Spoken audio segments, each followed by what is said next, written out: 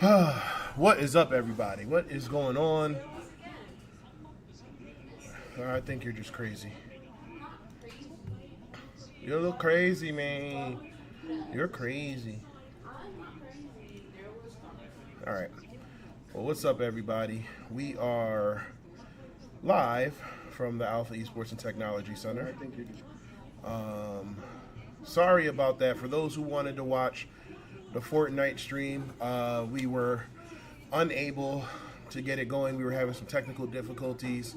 Come to find out, it wouldn't let us stream how the map was set up. So I guess technically it did its job. But to give a recap, we did run into technical difficulties, which y'all saw earlier on the stream. Hold on one second.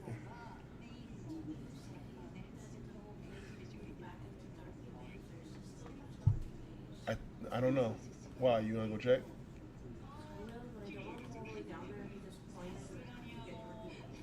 What were you looking for? Well, go check and go check and find out.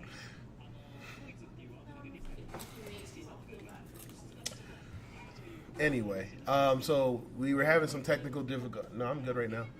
We were having technical difficulties during the match, which actually we were already down 1 player, so we were playing a competitive squads match, 4v3, and then one of our guys was having problems joining the match, which made it 4v2, so that allowed the other team to take the first set. We asked for a redo, and they didn't want to redo it, and which was fine, because then my team proceeded to win out the next 3 sets. So we won 3-1, 3 sets to 1. Super proud of my team. They are currently in second place in the entire league for squads. And then we have our duos matches tomorrow, where we break them up into different duos. And they are currently 5th and 6th in that league. And what's really impressive about them... You just wanted to take the car anyway. No, it's like rain, and I told you it was thundering. You just don't believe me. But super proud of them, because they're playing in that league against high schoolers, and these are middle school kids from it's like 6th and 7th grade. I think there might be one 8th grader, but and they're competing against high school kids, like juniors, seniors, and stuff like that. So super proud of my team. So shout out to them. Really impressive win today. Again, being down 1 player and still taking on the challenge, not backing down. It would have been easy to get frustrated after that first set when the other team just kind of didn't have any compassion or for the fact that they were having technical issues, even though when they were having technical issues we gave them a pass. But sometimes that's a hard lesson to learn, that sometimes people aren't built the same way as you, or grow up with the same type of morals or integrity. But nonetheless, like I said, I don't want to make it sound like I'm being too negative. Like I said, shout out to the other team, but I'm glad my kids came out with a W today.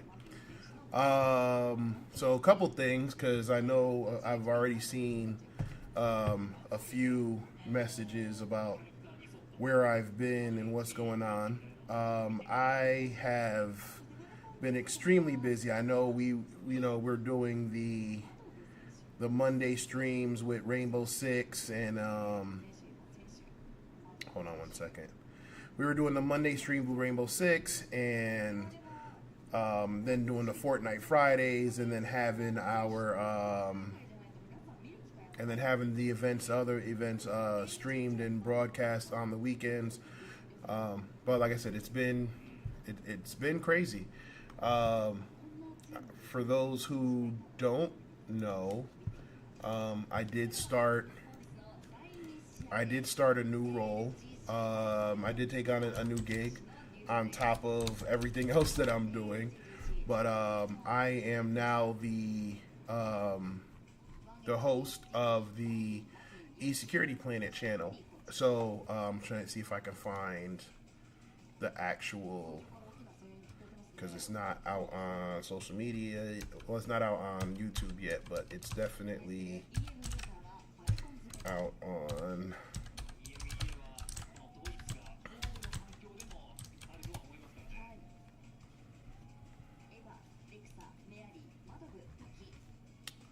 Oh man, really? You're not gonna let me?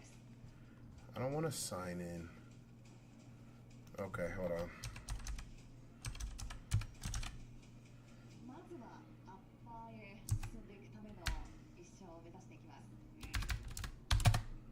Boop a doo boop it doop a doo. So yeah, like I said, I've been. Watch out there. Yeah, let me see your hand. I've been running around with them. So, that is a horrible still shot of me. But let's see, we move over here, and then if you hear it. What's up, everybody? Welcome to E-Security Planet, your go-to channel for everything cybersecurity. I'm Davin Jackson, and I'm excited to be joining this amazing platform as your new host. Now, for those who don't know me, I've been in tech and cybersecurity for almost 20 years and have held several roles, ranging from help desk to senior penetration tester and security researcher. I'm the host of InfoSec Unplugged, and I've also previously hosted shows like Hacker Valley Blue. And now, I'm bringing all of that experience here to E-Security Planet. We've got some exciting content lined up, from in-depth guides to expert interviews to make sure you stay ahead of the game in cybersecurity. We'll be launching new videos, podcasts, and more over the coming weeks, and I can't wait to share it all with you. And of course, I want to hear from you.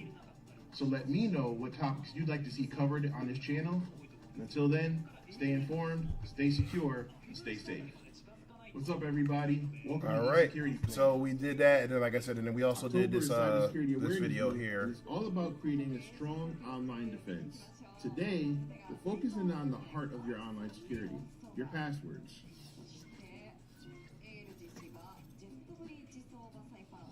What's up, everybody? Welcome back to E-Security Planet, your go-to channel for everything cybersecurity. In this video, we're diving into the world of passwords and how to make remembering complex passwords for all your online accounts a painless process. The National Institute of Standards. All right, so we're gonna stop it there. But you can go follow E-Security Planet on all platforms, on YouTube, Twitch, not Twitch, YouTube, TikTok, LinkedIn, Instagram, and all that. So I did see a comment come in from Aries saying Fortnite is brain rot. Now,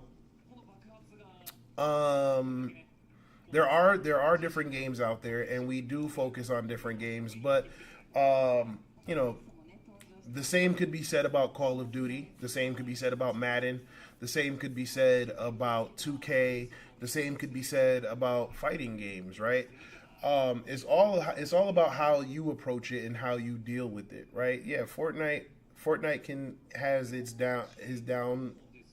negatives, but Fortnite also, you know, there's also a lot of opportunities for kids to grow using Fortnite, right? The Fortnite creative allows them to learn how to do basic game design and basic development using the same tools that they use to make Fortnite. Not to mention, they also have an opportunity to make money from their creative maps. Fortnite, you can also, there's also strategy and, hold on. Yeah, they also have different strategies. So like our Fortnite team, they play as a team. They play as a squad and they play as duos. There's strategies and communication and a lot of things that go along with it. Hold on, my child is texting me. So so again, it just all depends on what you do and how you approach it, right? Yeah, there's a bunch of different games, but like I said, Fortnite's not the only game that we have here. In fact, our Wolfpack Esports Challenge exposes them to multiple games. So they're Fortnite, Mario Kart, Smash Brothers, Fall Guys, Tetris, chess. So, you know, unfortunately, well, not unfortunately, like, you know, gaming isn't going anywhere.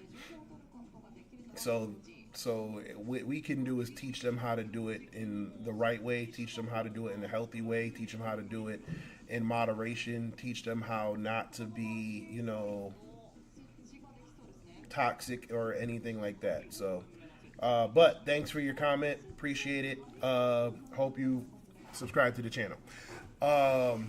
And like I said, we do play other games, so you can stay tuned for that as well. But back to what I was saying. Yeah. So yeah, I've been.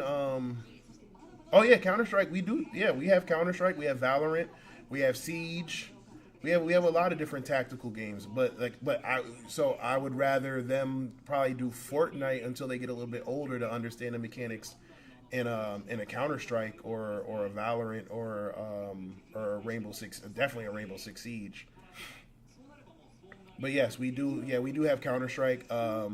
Where we go where the demand is, right? We offer all of those games competitively, but you know, if we don't have enough people to play, then, you know, well, we do have adult players. We definitely do have some adult players who come in and play occasionally. Like, I think one weekend we locked it down for the whole 3-day weekend. Was it Labor Day weekend? We locked the whole center down pretty much every night till like 1, 2 in the morning, and 10 guys came in and played 5v5 Counter-Strike. So we do offer that as well. But yeah, like I said, so anyway, but yeah, so I've been working, I've been creating content with eSecurity Planet, still doing stuff with my own platform with Alpha Cybersecurity, still helping out the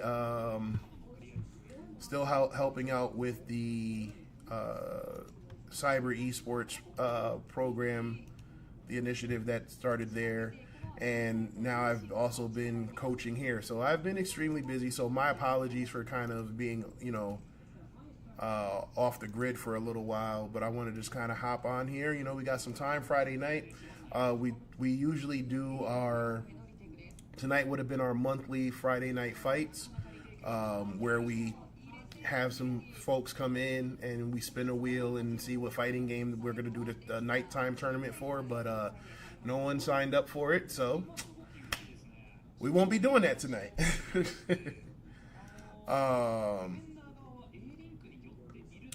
But anyway, how's everybody's week been? Like I said, it's been a crazy week for me. But every week is kind of crazy now with, you know, trying to balance everything that we got going on here at the center, the stuff we do in the community, the stuff we do for, you know, my job and in my personal life. So that's always going to be a little hectic. But how are y'all doing? What's going on in y'all world?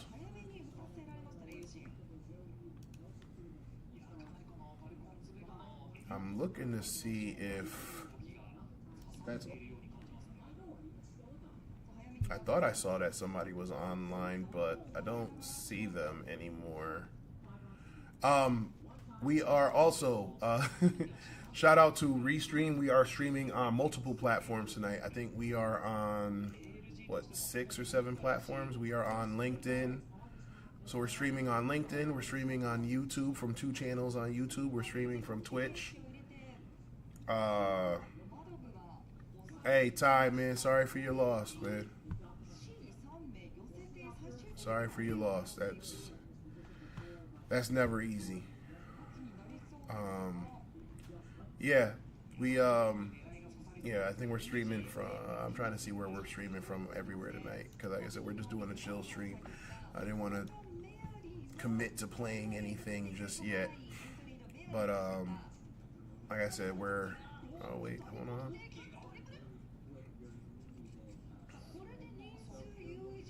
Oh, congratulations to them. Great.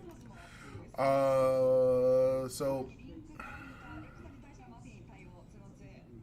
trying to see.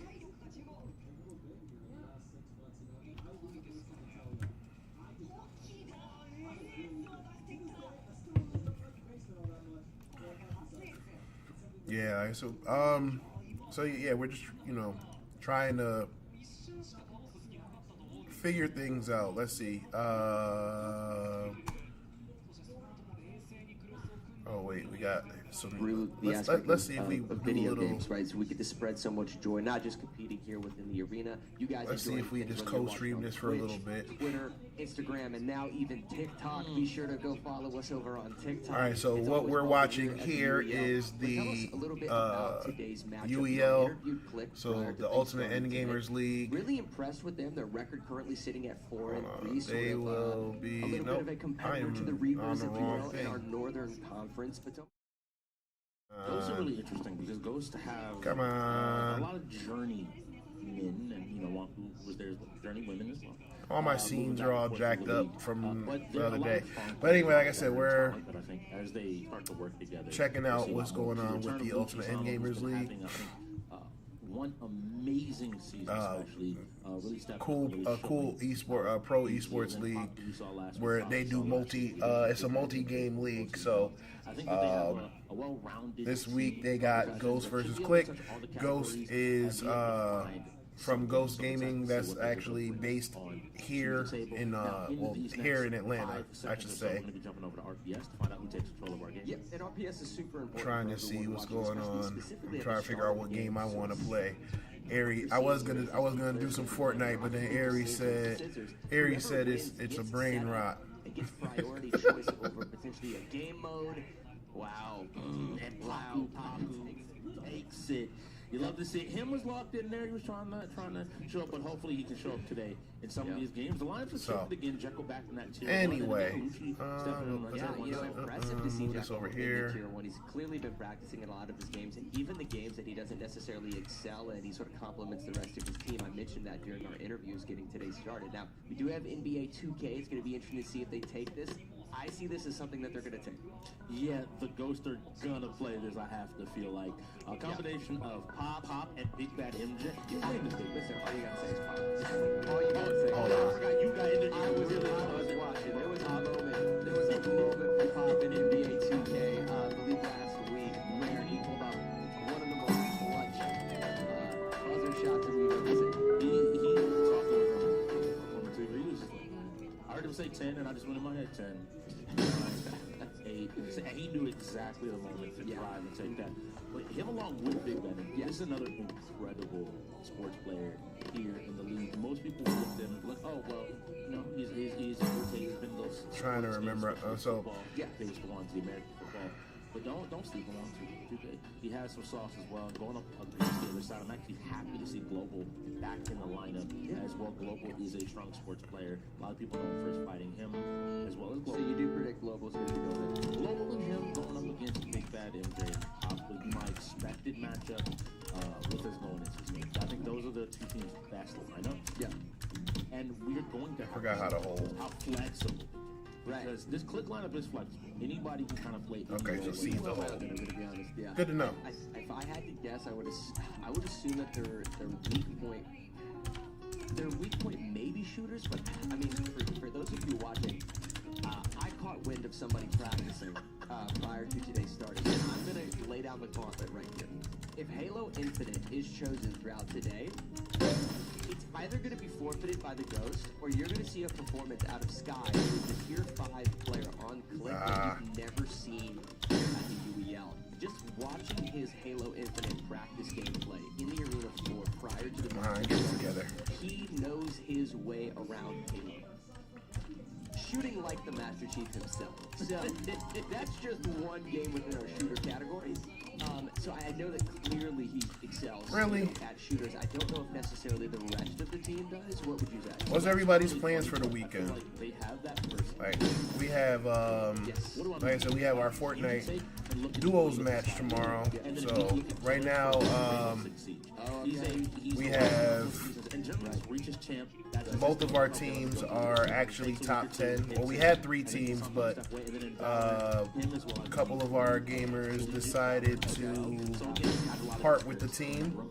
They were, I think they were 20th in the league, in duos, but my other two teams are ranked 5th and 6th in the National League, and like I said, they're playing against high school kids, so I got that going on tomorrow. I got my son's birthday coming up, so we'll be celebrating him. Then it's back to the grind, back to creating some more content for eSecurity Planet. Probably do some streaming for that. Getting ready for the Wolfpack Esports Challenge, which I'm super excited for. For those who haven't checked that out yet, I'm gonna put that in the chat. The Wolfpack Esports Challenge is gonna be our youth multi-game league, where they learn about esports, they learn about the different elements of it, they learn about shoutcasting, they learn about every week is a different challenge. So you're going to be introduced to so many different games, so many different elements, so many different parts of the community. Like, it's going to be really cool.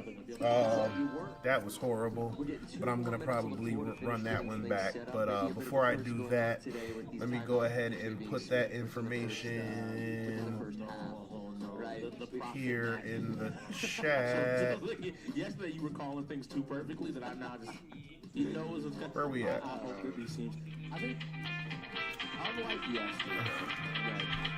Hold on one second. 42K.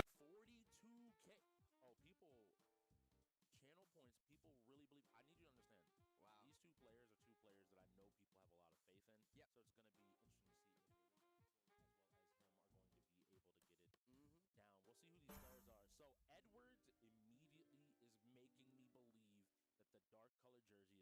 He played it last week against the Paladins. Yeah, that's true. I recognize that name anywhere. He is the only player that we have seen run Edwards so far today in the league this season. So it makes me believe that he is going to have somebody. And Street Fighter 6 was on the board. I think Baku was asking for it. So another fighter going in, and luckily it's 5v5, so we don't have to worry about anybody going in right. Yeah. And in this game of NBA, guys, we're playing Blacktop. This is first to 21. Just for simplicity's sake, if a 2-point shot going in, it's essentially 1 point, right? And if a 3-pointer goes in, it's going to be 2 points. Both teams are playing to 21. And/or when the time runs out, correct? Yes. It's a way to kind of, I think, balance what we saw previously before that time. People play very safe. People play very scared. This kind of puts a little bit of a fire under your behind. Makes you play a little bit faster. Come on, you got to take a few risks to get the reward. We want to give those players that are willing to take initiative. And what we've seen previously from Ghost, specifically Pop excels as just a solo player, but he actually was playing really well in terms of being a team player. Assisted shots on the rim, just positioning, setting up picks, his dribble skills, pivoting, crossovers, you name it. He actually was playing really, really well in a number of different ways. So, it is interesting. I know that we've got some betting odds going on over on Twitch. But I do see this as sort of being favored for the Ghost right now, which is fun to kick off the night knowing that the Ghosts are 2-4 versus Click that are 4-3, instantaneously picking up a basket right at the start here. But immediately the Curry's looking to answer back, isn't able to put the shot down. Now looking on that other side, him is on the Curry along with Jokic being played there by Global. So it'll be interesting to see how these two teams go, but an early lead by the Ghosts. Yeah, absolutely. Here we go. Oh, wow. Not even close. He has to reset. Don't forget, for those of you watching, anytime you see that red border along the three-point line, anytime they get a rebound, they have to reset behind the three-point line. And a nice shot attempt there, but isn't able to make it in. And now we're back to control. I need the Click to start getting some shots in here. This is going to be really important for them to go ahead and find a win. Gets inside. Wow. I'd like to see a little bit more passing potentially from him. Nonetheless, they end up getting... Have to see here. They finally put some points on the board, which is really helpful. Oh, wow. And again, setting up this pick and roll play. You mentioned this before. Yep. In yesterday's game, how strong and how potent. The flexibility in a player understanding, hey, we give the ball to each other and we utilize that the strength of passing to maybe confuse our defending opponents. Yeah, I would say that him is being potentially a little selfish. There we go. He was being a little selfish with the ball right there. I'd like to see maybe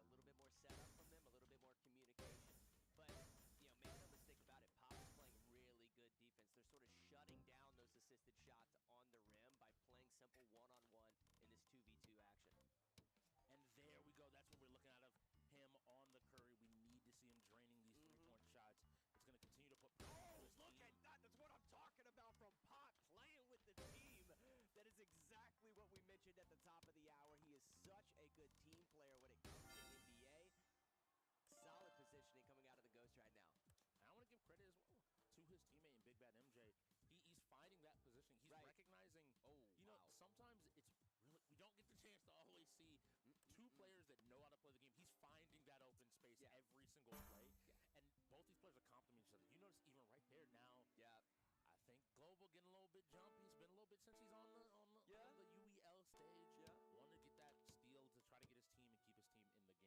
We have to see what he's able to do. Ooh, Pop with a simple layup, but misses. Looks like him is going to get the rebound, take it back to the three-point line. Now getting sort of boxed out a little bit by Pop. Potentially going to set up a pick right here. He does, and a simple just crossover. He could have just gotten the layup right there and chose not to. Potentially a missed button input. Nonetheless, he took it back to the three-point line. Now him looking to find some space, find some room, look for a crossover, some type of dribble mechanic or smooth move right here. He does get the pick, takes it around the edge, goes for the pass in sort of an awkward sort of position. So a lot of teams have been really valuing two-point shots here in back shots. Right. Maybe a three-pointer. And so that's why I think they're trying to find those open looks by pulling all the defenders down into the middle, and in the confusion, step back out for another opportunity. Ooh, the alley-oop came out but was not connected. I think they're starting to style. They're feeling a little bit more comfortable now in this game. And they were able to actually pull that off quite a few times in their last matchup. That's one of the reasons why the Ghost looks so good when they play NBA is because of those alley-oops and their ability to sort of pull them off. Now, him right now, like I said, being a little selfish in terms of the total ball time right now. He could probably pass it to his teammate and try to set something up himself. There we go. And that's what I mean. Start passing it. Have some faith in Global. Him needs to start having some faith in Global. Love seeing it. Nonetheless, Ghost just taking it right back. Pop with an assisted slam dunk to MJ right there. And since the start of the game, we haven't seen a high score, but we're back in that it's 6-6. Yep. Whichever team, if they can manage to keep control here, a fourth shot doesn't go in. Global. And he's open. Oh, my goodness. Yikes. Pop. Nailed it. Drilling the three-point shot right there. Here we go. Global has it. He sends it out to him and that three-point line, going for a little crossover. Probably going to post up and just do a simple fadeaway because they need the points to tie it up. But they're on fire. Ghosts are currently on fire. Tries to take it around the edge, passes it out to Global for the two-pointer, but he can't get it. Do have to reset. He does get the reset off. Going in, sends it back to Pop, sitting on that three-point line. Takes it to the left edge, simple layup, and he gets it in. Pop playing out of his mind, but a smooth criminal pass coming out of MJ right there. That was pretty good. Now, everybody at home, you notice those red circles under the Ghost players. They are both on fire. The players are enhanced. Their abilities are a little bit stronger, but it shows just how dominant of a performance they've been able to maintain in this game. Wow, look at the way that Pop is actually playing defense. He is not just boxing him out, but just going for simple steals, but able to sort of keep his footing while he's going for these steals, constantly pressuring him back to the midpoint line. He does get crossed up, though, and him takes it to the hoop. A good awareness by him to realize that Pop was really playing aggressive, finding that opportunity to slip by. No, Pop, don't do it to him! Oh my gosh!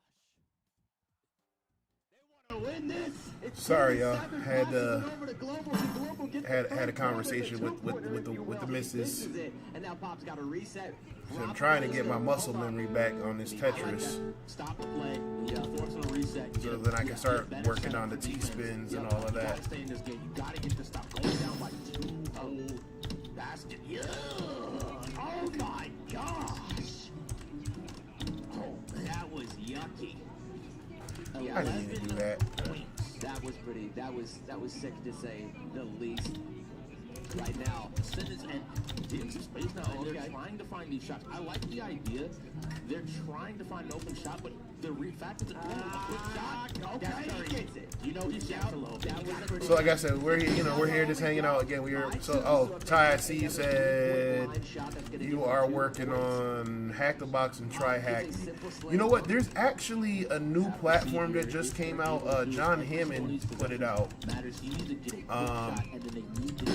I forgot the name of it. But he was showcasing it the other day, and it looks pretty cool. I think that would you would probably benefit. You would probably like that because they do offer like almost like a hack with me type stuff. Ah, come on with the keyboard.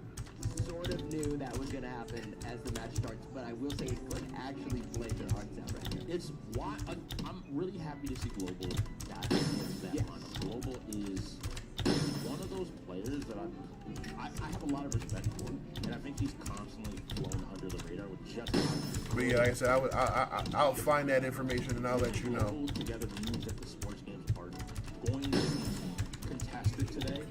Even So I guess, like I said, while y'all got me here, man, you know, ask away.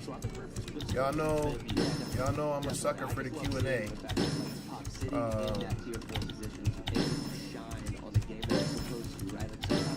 If there are players that aren't necessarily the most well-rounded players, you know, in the league, they can struggle on specific games, but there's a lot of pressure on them to perform within the game that they're sort of known for, and Pop did it right there. You know, was able to handle that pressure, the weight on the shoulders, and perform. The funniest thing to me is if you ever talk to him about 2K, you would never know if there was pressure on his shoulders because he is, in the sports realm, especially his bread and butter. Yeah, he is someone like, I know I'm good. I just need to execute my game plan. That is the thing that I love about Papu and Pop working together in this Go squad. Is I feel like there's a lot of like wisdom and What'd you get? these two smart players, but also just understanding what it takes to be what it takes. How to lead a team. I think there's definitely some success here, and an early win is helpful. But now we got to get into Street Fighter. They don't have the Korean boxers. We're excited for some of these fighters. Papu notably.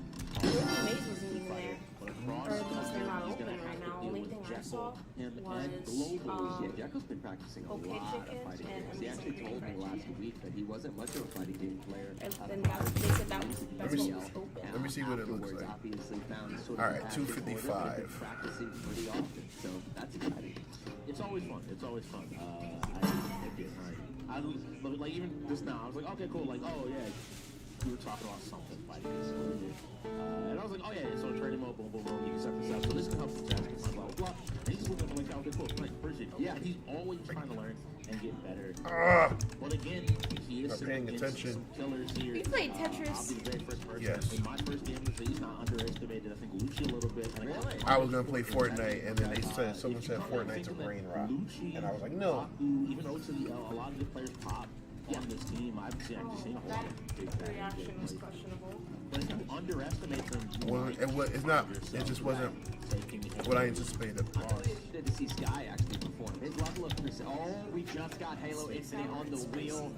Listen, that prediction. Those are either forfeiting that, or you're going to see Sky perform like no other player in the UEL. Are those like- Now, are the those reason I like did with wings? Sky is level of precision and accuracy, game knowledge with Legs. regards to Halo Oh, Infinite. I'm I thought curious those were to see like- if that there's a correlation there.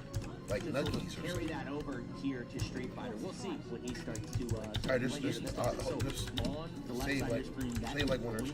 to be, it looks like him going in there, slinging a strong player, try to get as many kills. But Lucy is ready. I told you, don't underestimate with the power bomb from the top rope. Solid play right there out of Lucci. Him now finally getting the offense started, getting a couple of hits. Oh, DDT. Oh, now his hit is done. He's good.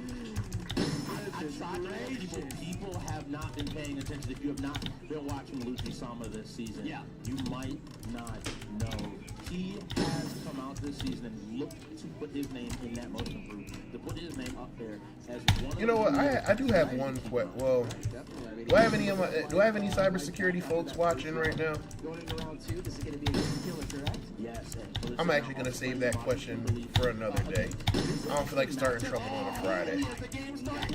Let me get some damage. Black City. Oh my gosh. You gotta love it. Lucy is doing more than his job here, and it looks like. So for those who are just tuning in, like I said, we're showing some love to the Ultimate Endgamer League, checking out their match with Ghost versus Click, and I'm just kind of hanging out. Didn't really want to get too involved in nothing yet, because like I said, we were supposed to do our Friday Fight Night stream, our Friday Night Fight Night tournament. But like I said, we didn't get any signups for that, and we just finished our Fortnite match. So I'm just kind of hanging out right now. One of the heavy hitters in Lucy from Flick is. Like I said, you know, usually when I just want to kind of get I think his reads, his confidence is what's going to carry him in these rounds. get my mind off of things, I usually just kind of throw on some Tetris. So doing that while I show some support to Titus and the good folks at UEL. Our fighters today to see if he can sort of carry over some of his game sense from shooters into these fighting games. I'm over here messing up He's already sitting at about 60% on Tetris. health. Lands a few jabs. I'm not seeing combo strings coming out of him, so this may be a bit of a struggle, but he is getting some cheeky damage, which is interesting because you know Lucci is very experienced in this game. The fact that he's just getting 321. simplistic damage with some of these simple spams is interesting. All right, let's see. 321. We saw what happened last time. Once he got one, he managed to find another. I like using the parry to stop. Should be ashamed of myself. He's inching forward. Wow. He's closing in. Start ready. Oh! Just barely doesn't get too much damage. He's just jabbing him, just using his spacing jabs. The second hit. This is he takes out his third. But good damage from Sky. I'm actually really clearly, you guys, you know, watching from home, you know, he's not super experienced within Street Fighter, but the ability for Sky right there to actually take a good amount of health off of Lucci was pretty impressive. The format we play means that every hit matters. If you bring his health down, he's at about, 30% health, if not 20%? Yeah. You get a player like Global, who's incredibly strong, on a character like Ice, who's a pressure monster, and all of a sudden you have a setup for one touch in this entire game. That first hit, and he's in here, and he's looking, and he's I do this! Nice, very, very solid play from Global. Finally getting Lucci out after 3 eliminations, and now they've got to catch up. Global has quite the road in front of him here to catch up. And credit to Global there, what he did was he checked with a couple of light jabs to see if Lucci was going to go back into that drive impact, and he was ready to respond to his own. But Lucci did his job. He took out 3 of the 5 click numbers. 100%. Very, very so. Essentially, essentially a 1v3 right there. That was pretty impressive. Gotta love that coming out of Lucci. Nonetheless, we got bad MJ now stepping in on the right side of your screen. Global is going to be on the left side of your screen. All right, just getting something figured out. We had a little bit of a mishap with the button check. Nonetheless, we're ready to go. So here we go. We have to jump in here. The damage is coming out. Into the level 3. This is big. We talked about damage and why it matters. Immediately hitting this damage on the Global means he is hell. Wow. Try that again. Give me 1 second, y'all. I'll be right back. Drive impact. There's more damage coming out. Big bad MJ also has been working. It looks like. Oh no! Right! Neutral chuck to throw, maintaining that corner pressure. He's coming back in, but he is going to get caught a little bit now. He's got to catch up in damage. Global has no health left. He has 1 hit. He's got to play the rest of this round flawlessly. And it's not going to. In the cards. MJ vibing right now. So, tier 1. Talked about him a decent bit already. Yep. Jekyll on the DJ. Stands as his lone team's member against 4 of the Ghosts. Can he pull out a win here? Well, I know he's been practicing a lot of Street Fighter, and MJ right now is probably one of the more meta characters we see within the UEL, just because of the level of pressure and speed at which the character can fly across the screen, sort of manage that footsie's distance, but he also has some lunge-ins that are actually like low strikes, so his mix-up game on this character is exceptional. Jekyll with a couple of juggles right there. See what happens, utilizing some of those zoning tools. Tried to get a DP there and didn't. I stopped blocking hands. It's a couple of jabs there. I want to see him use more of those zoning tools and then go for an anti-air as he comes in. Almost kind of did it right there. Yes, and DJ's a little bit different in that he is a charge character. Yeah. And so he has to hold the back direction, the down direction, a certain amount of time before he's getting those DPs, which makes it really awkward. And you sometimes get those random jumps, but killing one player, taking one down is a good start. And now he's going to be going up against Pop. We saw him in 2K. Let's see if that magic translates over to the street. The big thing Jekyll did in that first matchup right there is maintain all of his health, right? So now it's basically a 1v2. He's got to take out Pop and he's got to take out Paku. Can he do it to sort of spotlight, if you will, why he's a tier 1 player, get some solid damage in, and now he has All right, more y'all. pressure. Maybe throw out some zoning tools, What? go for the anti-air, because he will jump What in is that? eventually. Oh, he does right there, but he didn't actually go for an attack. Couple down jabs to gain frame advantage. And they have reacted a little too quickly right there. Level 1 hits. This is important. All of this damage means that his other teammates, OCL and Papu, are looking at this saying, okay, I can work with this. It's a little bit better. A nice DP there to catch the jump. Yeah, we're back to that neutral state. But you see, Jekyll just wants to slide in with this fast movement speed and keep the pressure up. I love Pop checking him, not letting him freely play his own. All right, let's try this again. Wow. Good solid effort out of Jekyll. Yes. Now, if he was playing Offer a little it. bit more patiently, I actually think he could have taken advantage of the zoning tools a little bit more. I mean, don't be Offer afraid it, to wasn't paying play attention. cheesy, right? Throw out a bunch of those zoning Let's tools try to clean and it go up. for the anti-air. NJ has such good anti-air in Street Fighter, so I'd like to see him do that right here. Now, Kuma has some zoning tools himself, right? I say that, and he just starts throwing them out. NJ can definitely sort of compete against that, though. Let's see what Jekyll does. Is a 1. Ooh, a nice dodge here. You have to hold that now. There we go. But Jekyll responds. Now we can see he's getting his damage out. When Jekyll All right, gets his so, touches, that was a beautiful parry. Like I said, I was gonna ask a question Go to the L, looking something. And I'm because I had some. I know I had some cybersecurity folks watching earlier. Jekyll doesn't care. Oh, he's even. Oh, he's even. Oh, that's Oh, rude. this is going to be tough for Jekyll. That's the last Pulled a thing he raging needed. demon. And Jekyll's burnt And out. that's Importantly, that crazy. means all damage going forward is going to be chipped. He needs to find this win as quick as possible. What was that? And he does. There is no Oh, no, I doubt can't he's have gonna that gain without- a little bit more health I gotta here. have something His with it. last matchup in Paku. But look at the health Probably. difference. Or That's true. The health difference is Let's leave wild, it over but Jekyll's also just draining health faster than we can blink. So, we'll see what happens. I know Paku's good at Street Fighter, though. He has level 3. Okay. He has critical art. There's a lot of damage. All right, on the let's see. table. He can Yeah, like I take said, I was about gonna ask a 50, question 60% because, right in one combo. you know, with the You're right. The potential's there. Yeah. But it's with the e-security planet job, Yeah, that's true. Jekyll, I think, obviously knows his he's, I'm not utilizing in some of the- zoning tools, anti-airs we talked about. The only thing I'm not the- seeing him the do is day-to-day sort of mix up his blender a little bit, right? Cancel some of those combo streams. in go for a simple cybersecurity, grab here and there. I'd like to see him do just a like little that bit of anymore. Go for the jump in. Go for a I couple mean, I'm jabs, still- go for a grab. He's kind of doing it right now. I still Like a mad keep up with what's going on. I still, know of the breaches and the attacks, and I still do my labs and stuff like that. But I'm not in the day-to-day business side of things. But I've been hearing some crazy stuff lately, and I'm not gonna lie. And I'll probably bring this up again when we have another security-related stream. But Now, importantly, I want Jekyll It's to throw like- some more of these fireballs. Here we go. Because Pop cannot. it feels like I'm semi-retired. Okay. Oh, right now, Jekyll Oh, that's crazy. craziest comeback we have ever seen in Street Fighter. Yeah, it's like it's almost like I'm semi-retired these days because, like I said, I'm not doing the day-to-day, and I'm gonna, Everybody at home. you know, He's dog certified. I guess one of these days explain I want to highlight the situation. But miracles like that are possible is Jekyll's preparation. I've been telling folks, like, in my Discord server, you know, In that match, I think that was knowledgeable. Okay, from right here, I know what you're thinking because I know the I know what you're trying got to do, into what you're trying to cybersecurity accomplish. And in that scramble, for he two reasons. But one main reason was because, like I said, I wanted to help people, right? I love hacking stuff.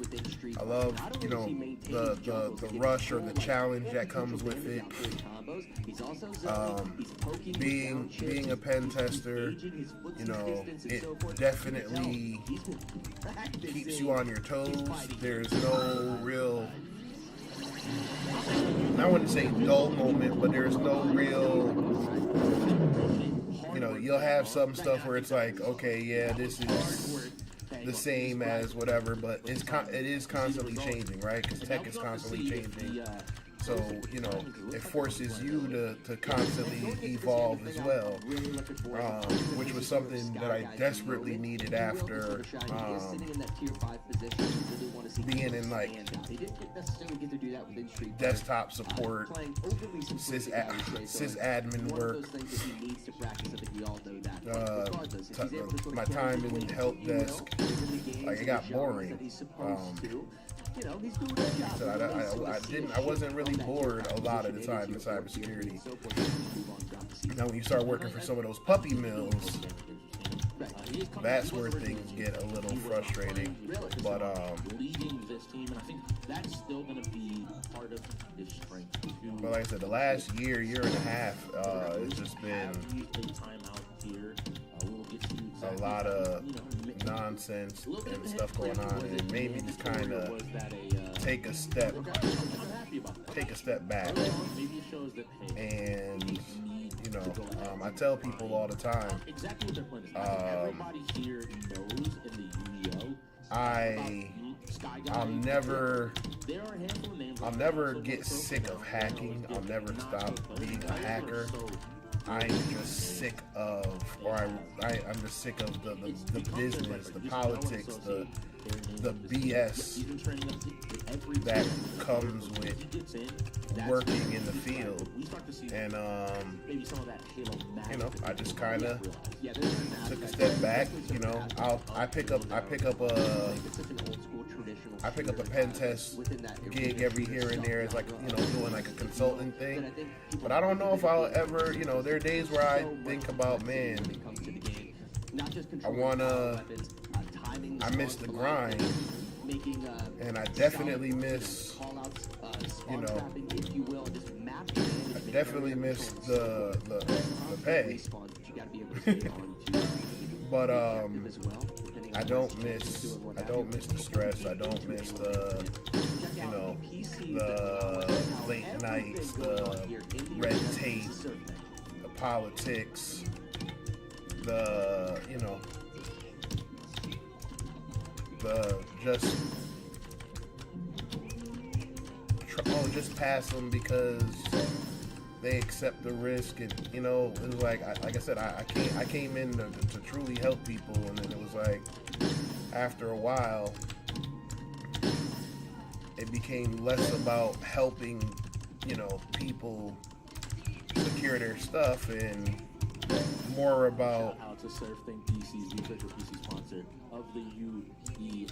What they could afford, or, you know what I'm saying? And this is where you have small businesses who think they don't need a cybersecurity budget because, you know, they can't afford it, or they're whatever, and then leaving them open. So it made me re-evaluate certain things, and you know, like I said, I might pop out and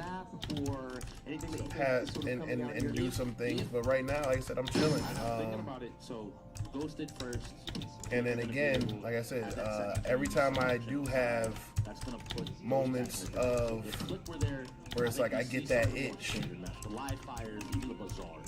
I get, you know, I get some inside information about things that's happening, and it's like, nope, I'm good.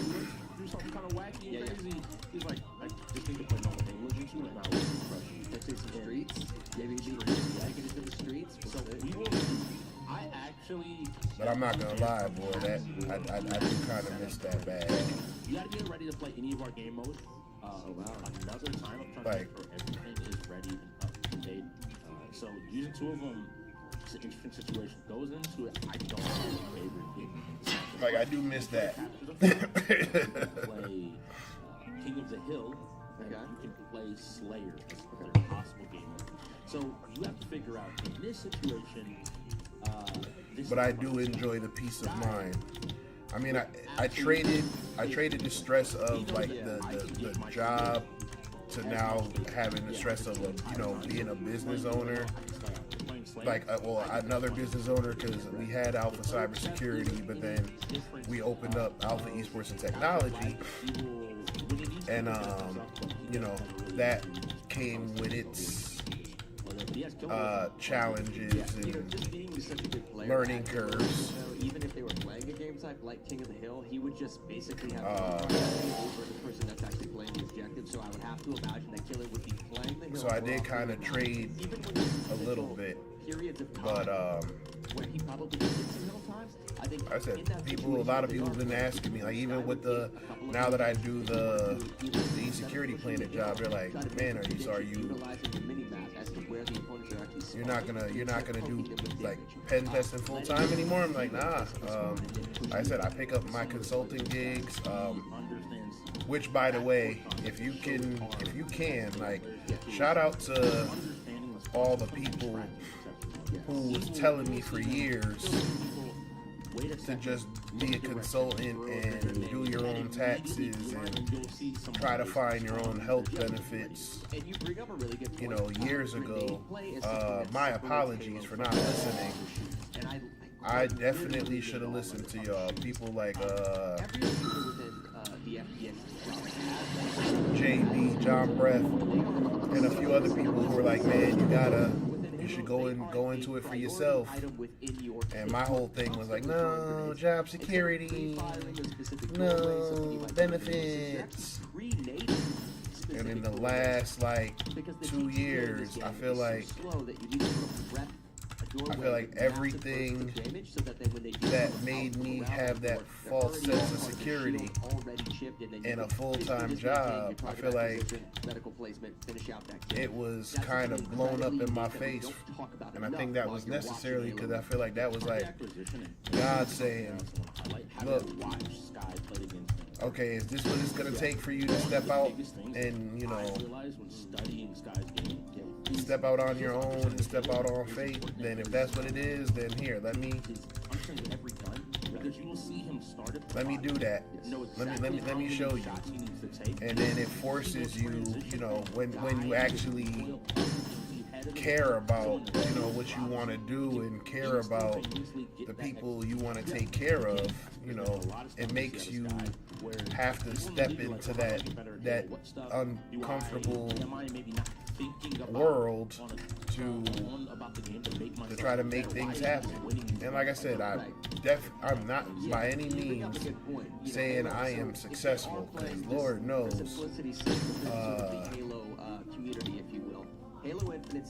shit is rough right now. And sorry if any of my young folks are listening, but you know, it's definitely not easy. It definitely has its challenges. But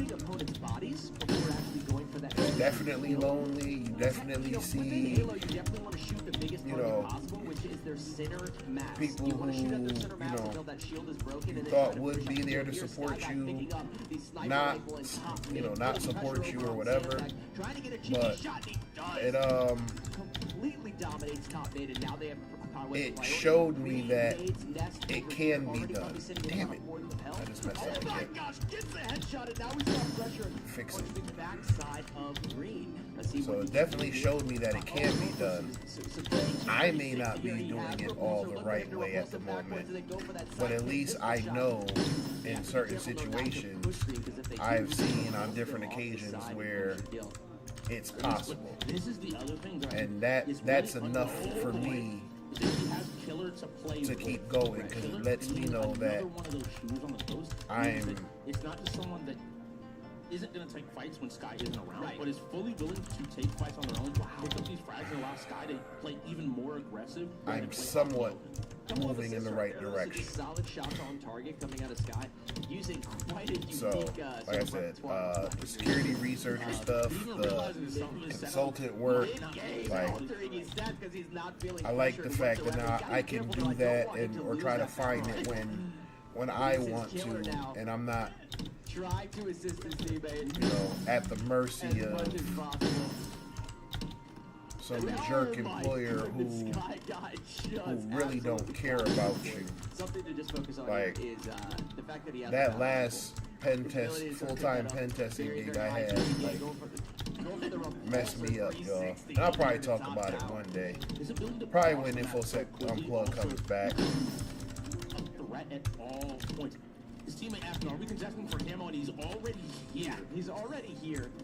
Another thing just to see is he's doing his drop slides effectively too, or his ground like I said, I'll slides, probably D-slides, definitely, whatever you do want to call it. Curb slides is also another term for it. There's a mechanic whenever within this game. He gets one kill, he pushes we top lock middle, in potentially to pick up the double, but he's got to be careful. Doesn't matter though. the because he time has the meta and range how we of all want of that, to which is gonna be approach that battle rifle. bringing back So, InfoSec just so you know, Unplugged. when you see I'll Sky definitely Guy talk about it dropping then. off of, dropping But off for of now, boxes, just it's know, an like, easy man, kill. that The moment that his feet hit the ground, he's gonna go for a slide. dealing with that And there's actually a mechanic within the game that shoots your Spartan forward, person, maintains your sprint that momentum, company, even though you're going into the slide. So that's what ground slides or curb slides are so effective within this game. Getting now one that shot, I'm able to going for the kind of two-piece maneuver of just landing one look at it sniper shot and from a swapping different over the point of DR, view and almost clipped his opponent's head over the catwalk. and all of that, you know, see it for everybody wondering. obviously, A visual example of what you're talking about. Every time you see him drop from you watch this you know, momentum that takes him a talk little about bit it to in make it therapy and all of that. You start to see where able to challenge every single spawn. you could have been I think they definitely have sort of a spawn management. if you will, a tricked, spawn not dropping tricked, down. but almost manipulated in a way. Layman terms for anybody watching right now, there's basically just an area sort of pressure system that. So manipulates after and that, it was controls just like, you spawning know in this what? game. If your teammate is within sort of Alright, one area of the If map, I'm gonna do it, if next time whatever I do is on my terms, how I want to do it. Like, you're not about to sit here and then try to play me and then use me, make way more money off of me than what I make off of after you me. pick up a couple of kills, you essentially just have to And look at then the minimap. when I tell, Yes, as to where. when we have a, you know, when I had, and then when my stuff ain't right, you know, or I gotta take care of stuff in the household, in my household, because I've been working so hard to Send them down into the creek. Good night. Using that you know, repulsor to its do max stuff potential. for you under the impression that, you know, this is, we're doing this because we gotta help out and all of that. And then when it was like time to look out for me, it was like, nah. So That is insane. I don't have any words to cover just how dominant of a performance we've seen out of Sky.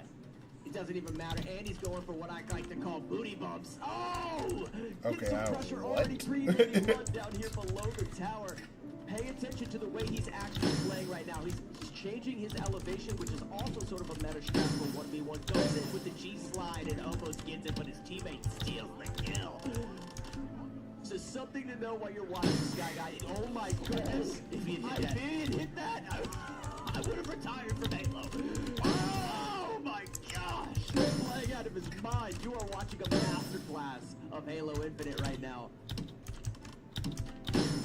He's got one shot left in the sniper. Can he land it? He almost does, and now he's got that full.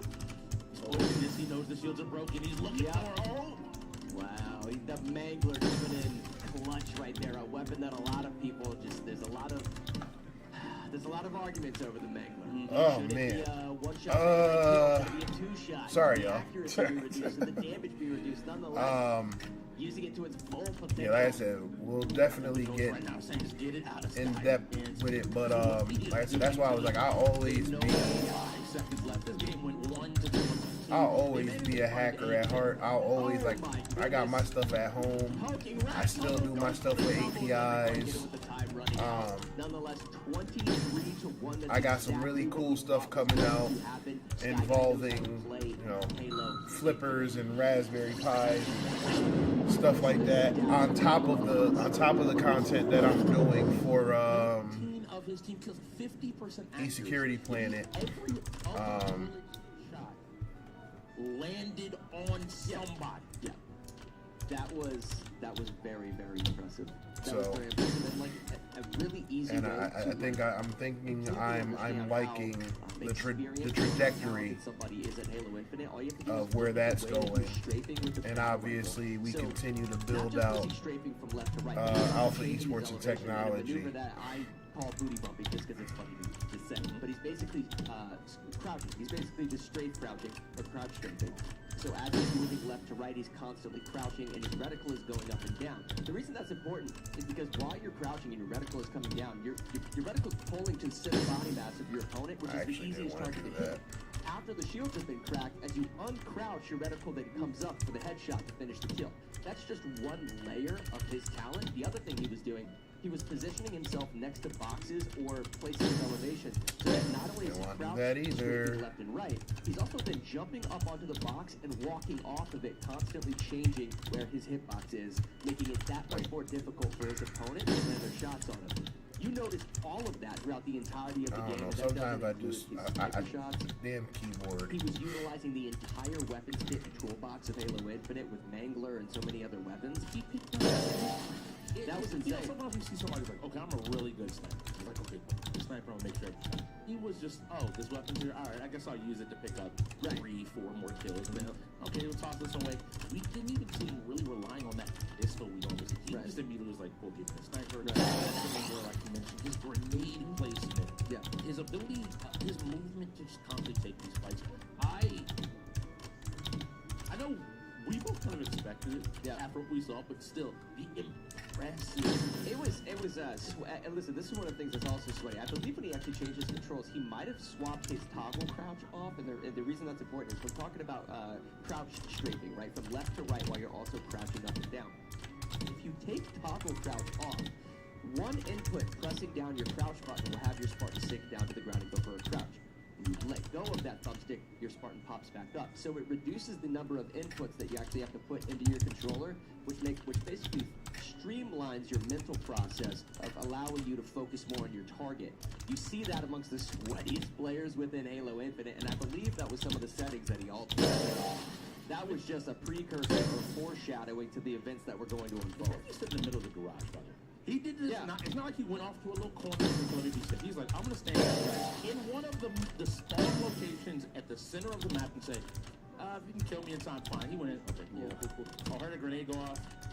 Okay, I got enough time, and then looking like, oh, I'm still alive. All right, cool, we're fine. Let's get back. They were constantly being, the only one that he was choking off every single line of sight within the game, knowing exactly where they were going to spawn, and then pushing those with basically the meta repertoire, if you will, of these sandbox items, whether it be the Mangler pistol, whether it be a sniper rifle, a bulldog pistol that we saw in bottom rat tunnel.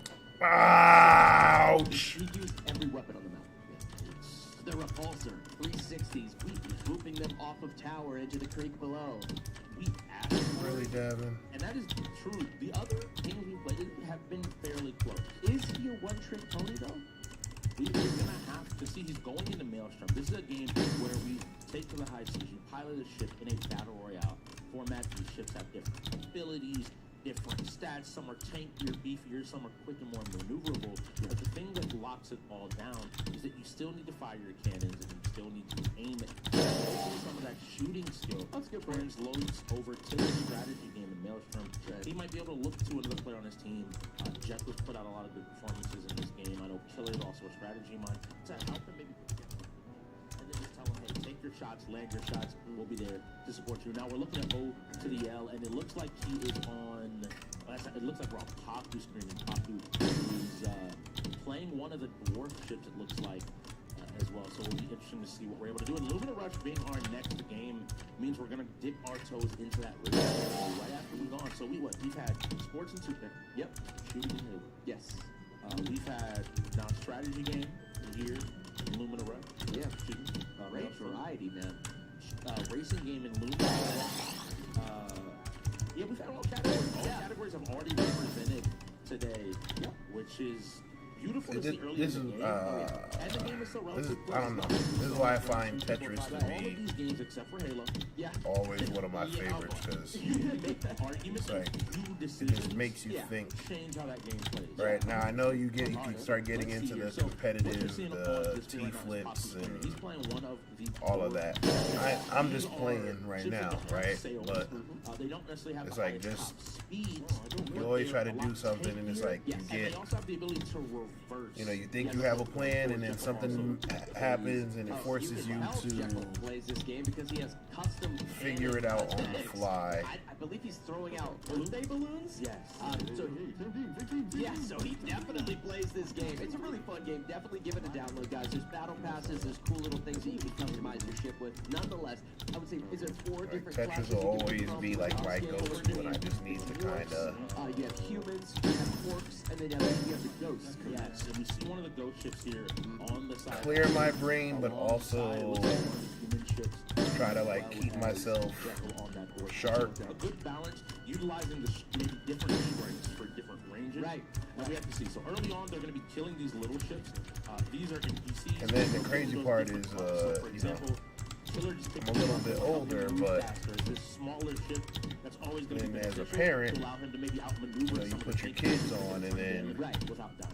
Right. Yeah, and your getting kids those be buffs is wanting to super play, and important, but then another thing now you they notice start is just kind of challenging you, getting so out- now it getting some of forces those you NPCs on the stage, have to like you keep saw going and right stay here, sharp. taking out an NPC Like, can make all of the difference by the end of the game because you're getting points. My from son actually is killing those super NPCs, and when it comes down to it, at the end of the match, it's definitely a competitive. battle as to who is going to take And the win home. I mean, So you gotta get those we've early had kills, some whether it's Tetris on matches another where player, whether it's on those ads, we've getting those played buffs ready for mid-game combat, till, and like, so much more. But make no mistake about early it, morning. eventually these players are going to meet each other because the Blackwater is closing in. This is a battle royale in the But I sense love that it, there though. is a Like, constant closing it- in order to it's force cool to pressure see on that each he other. also has that kind of thought process.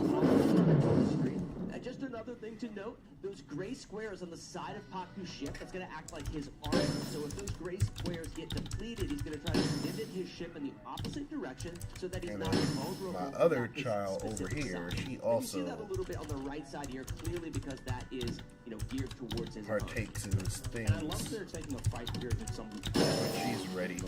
These are live lobbies, so Yeah. if you ever see us playing, Public maybe lobbies. want to lock in Yep. and jump in, feel free to go ahead and say hello. You might run into a couple of pros. You got to be a little bit careful. Yep, you might get dogged on. Yeah, you got to be ready to go. But they're getting some damage out here, and that's going to be an early point on the board. Eliminations do give points over to the side of a so that bounty that was collected there Right. is 1 point guaranteed to the ghost, which is already good on top of the damage they were able to do. 100%. It seems like they're definitely controlling these waters relatively well, communicating with each other, and eventually they're going to start sailing towards that mid-stage, that mid-center area of the map, if you will, depending on where the zone does close. Another thing to note, if you guys look in the bottom right-hand corner of your screen, there's little islands, there's rocky cliff sides and what have you that basically create tunnels, caverns, or alleyways that as the Blackwater continues to close in, these players have to be really careful not to get caught out of position because you can lay traps in the sense of mines within this game, but you don't want to get choked off into a specific alleyway and then create a bit of a Thermopylae situation, right? With the 300 Spartans and the Persians, where you can have all of the tools and all the power imaginable, but if you've got to sail down a narrow corridor and you're not careful, you can get blasted with a lot of damage very quickly. Interesting to see. One thing that I've noticed from Lucci's perspective, and we heard it there while we were watching Paku. Right. The weekend to me has been a big question about what makes a tier 1. And Lucci very clearly took the lead in this game. Right. Hey, let's go here. Let's go do this. Let's take this fight. Let's back out. Let's move here. Right. He's trying to direct this team, even coming in as a new tier 1, in right positions of like, this is what we're going to do, this is where we're going to play, and this is where our strength lies. We have to be willing to move. And I'm happy to see that. It shows that he's willing to take the responsibility of being that tier 1 fully seriously, and is now, they're looking, I think, for another fight. We saw Yeah. started picking up some of those bounties, so they want to stay as many fights and get as much damage as possible. And it looks like Jekyll has found another bit of prey as it goes down. They collect another bounty. I love the fact that he's not just grabbing those buffs, but just letting his teammate grab the buff while he goes to get another kill against the cliffside here. So Jekyll is feeling pretty confident, gets this bounty, and then they're going to start moving forward. Now, they are on the Blackwater's edge, if you will, of the zone that's going to be closing in. Not necessarily there yet, but it is closing in. So they're going to have to start shifting through some of these central alleyways. And just from the look of things, it does look like there is going to be a sort of a central sort of tunnel, if you will, that they're going to have to travel through eventually. This Blackwater's got to be careful. He has to turn around. You can see it in the bottom right-hand corner of your screen that Blackwater is closing in on Jekyll. He's sort of jumping himself off Now he's starting to sail north, but he's taking a little bit of damage. I think they were almost looking to hopefully stop a team from coming in from the other side. Right. And in the waters, maybe this is to get an elimination via the dark waters. But now they found themselves in a fight, and I like the idea of them sitting and setting up. And these two teams are finally coming to a clash. Go ahead. We'll see who's going to be able to take this game. Yeah, Jekyll playing very, very patiently. He didn't didn't know he was there that entire time. And so now he has a flank onto it. Looks like Papu, unaware that he's now trapped between him and He's got to be careful. There is a Maelstrom Storm behind him. Oh, now he's getting sort of hit by his vulnerable. Not necessarily vulnerable yet. He still has the armor on that right side. They're sort of... He effectively just flanked this entire team, and now this is a 3v3 fight unfolding on your screen, but the Blackwater is closing in. They've got to be careful. This is the scary part. We're trying our best here. I'm looking at the side of Lucy. The big thing about these just as strong as they are in Randon is that like when they're in the waters, you'll see exactly what happens if he stays too long. I hear it in the air. No. We might see all of our players eliminated. 1, 2. Oh no! That is exactly why you don't get into the Blackwater. The Kraken comes out, it gets a Kraken on all of these players getting dropped as they attempt to sail towards the center stage of the map. Fortunately, in this moment, though, I didn't see any of Click's names pop up there. Yeah. OCL staying alive for his team here on the Ghost, getting some more damage, and gating and keeping up. If I get another mine trap on your ship, you can just back up and let it slide across. You get some cheeky damage. I love the awareness. And again, you mentioned rotating his ship to make sure he's always facing his opponents with armor. He's in trouble. Smart, but he's near the edge. Not only is he near the edge, but there's actually a slight sort of corner, if you will, that he has to sail to, or he's going to be completely trapped in this Blackwater. You can see it in the top left of that mini map that's in the bottom right-hand corner of your screen. Backing up, he's in reverse. I don't know if he realizes. No, he is completely trapped. He's getting eliminated, no questions asked. The Blackwater cannot get around that corner that he needs to. There's a specific tunnel he has to go through. He's getting Not the wall. I hear it. Oh, and that Sorry, water y'all. right there. Got zoned out for a second. Pick up on that game sense. I'm here. If y'all have any questions for me, just throw them in the chat. Which is something that's really important. He dies in the Blackwater. Yes. What that means is the bounty was given to the storm and not to his opponent. Oh, okay. So at the very least, he denied his opponent's extra point. And we see right there, Game Master's going ahead and starting to tabulate up the points, see who has the points. Now, there is an unfortunate tale here that does have to be covered. Right. Because they did not survive and did not get far above, it looks like they're taking that ranked 3 spot. They're only going to get 5 extra points for placement. But looking at where I see Click still in this game, they're fighting for 10, possibly 15 points for players. Still fighting and looking for a... That is, like you said, this is a public lobby, and Click is still technically in the lobby. Is that what you're saying? Yes. So Click is that purple team at the very top. Got you. 2 yellow opponents to defeat. If they do manage to win these last couple of fights, they will guarantee themselves 15 points per placement, which ends up amounting to some combination of about... I'll make it simple and say 15 points. Okay. Which is a very huge amount of damage. We see Jekyll here. He's still enjoying this round. Another kill. Oh, wow. Just picking up every bump in the known library for this game. You were. He's doing a great job. Trying to get out of that slipstream. That those do exist around the map. They allow your boat to sort of shift with the momentum of the slipstream and go a little bit faster. He's going to pin his opponent here against the rocks. That should get another E-limb. That's going to do it. Has claimed the bounty. And Jekyll emerged victorious. The battle is over at half the match, and they're taking that great game out of this right there. Sort of showing why they're 4-3. Why Jekyll is in that tier 1 spot. Won the entire league. It's that team came in with a plan. There's something that clicked, and part of the reason why they're second. I feel like they are a team that extensively plans out every game. They're not just counting on the raw skills they do have on that roster. What they were instead doing is taking that raw skill and saying, how do we need to play melee? Even the very small play. Jekyll I didn't even block it for long until they went by him, they sailed on. I'm like, okay, no one addressed Jekyll. And then as he creeps forward, I realized that was they good can't see them. They cannot, they don't know. And he springs the trap. You now have this tank ship with torpedoes coming up directly behind you. On your flank. And where are you gonna go? Where you're routing a maintenance block where you're headed to enemies. Great play by that team. I love to see the observation. We know the three on the inside going in for Lumina Rush. And maybe you can let people know what is Lumina Rush. One of our features is a little bit different. My goodness. I don't know what happened though those last few minutes. The PC company that's allowing us to do everything here at the arena floor. This is Surf Things Computers. Surf Things PCs are amazing and here's them right now.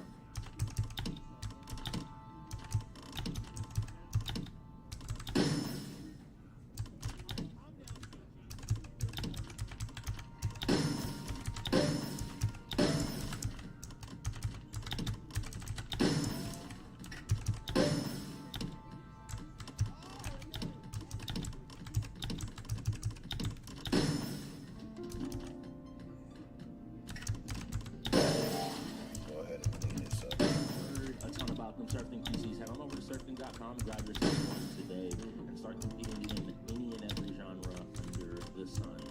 Find yourself the we were talking about it before, talking about surf things, like Lumina. Yes. Goodness gracious, I love Lumina Rush.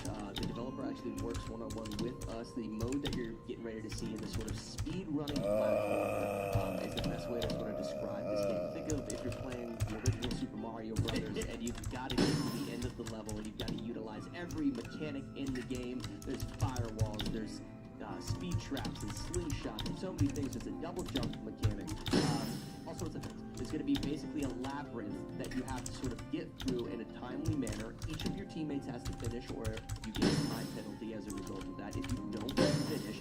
And it's one team speed running as fast as they can against another team that's speed running as fast as they can. Love this game. Definitely showcases the variety of games that we have within each sort of sub-genre that we have here between our categories. I love it. It's amazing, and you mentioned the dev, and I want to highlight. I feel like you watch the broadcast, you watch this play, because a key came in one of the most recent patches, where the game mode now, like that multiplayer game mode, you get one race. Okay. So the original strategy for a long time was play a little bit safe. You know, don't go for the super hard, easy lines. Get a time in so you don't DNF, and then from there you can try to incrementally get better with run after run. Players are finding out now that you get one run. So if you say, it doesn't matter if I take a minute to finish this, go really slow, be really safe, just make sure I finish. That might make sense, but if you're that player, the level expert, and the enemy team decides, I'm going to go for that 10-second time and hits it, all of a sudden, you don't have the ability to catch that. You kind of, again, I love the phrase, fortune favors the bold. Yeah. So the players that are willing to really embrace that speedrunning aspect and look for those razor-thin lines where a singular mistake could cost you the entire game, but succeed, you will find glory here in this movie. We are hearing that there is a timeout coming into play. We got 3 hours and 13 minutes of in-game time left, and Ghosts are already sitting with 3 timeouts. It's a little worrisome. It's a little bit scary. I'm surprised we're almost through our first hour. Yeah, it's pretty wild. Yeah. I don't know, like today's game, that felt really fast. Maybe it's because of how contested these games have felt so far. They're contested, but looking at the games that we're playing, definitely Maelstrom is game that typically takes a little bit longer. We had Checkmate Showdown yesterday that took about 20 minutes, but I will say this, it was a 20-minute matchup, Checkmate Showdown, but it was really exciting throughout the entirety of it. Lumina Rush probably, I think, goes by a little bit quicker. Some of our other games, not necessarily Lethal League plays quick, but it's relatively quick. You get a good sense of what players have been practicing.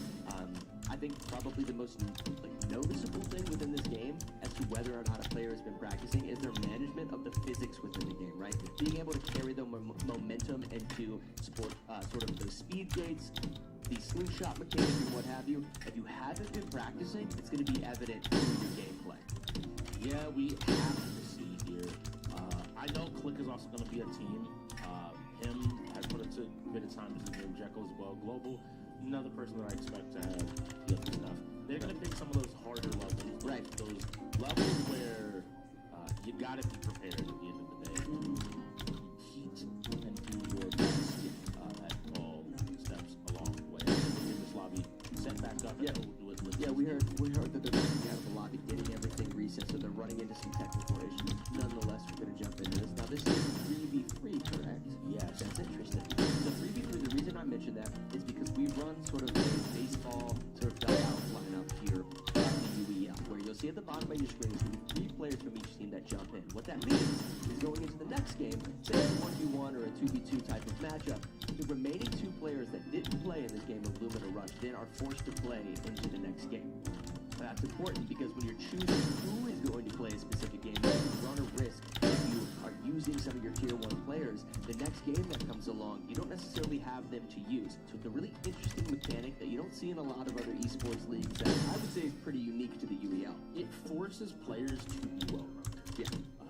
Other leagues would just go, okay, well, just send your best Halo player in to fight Sky all the time. Yes. Well, what happens when, in the same logic there of, we'll send your best Street Fighter in to fight Jekyll?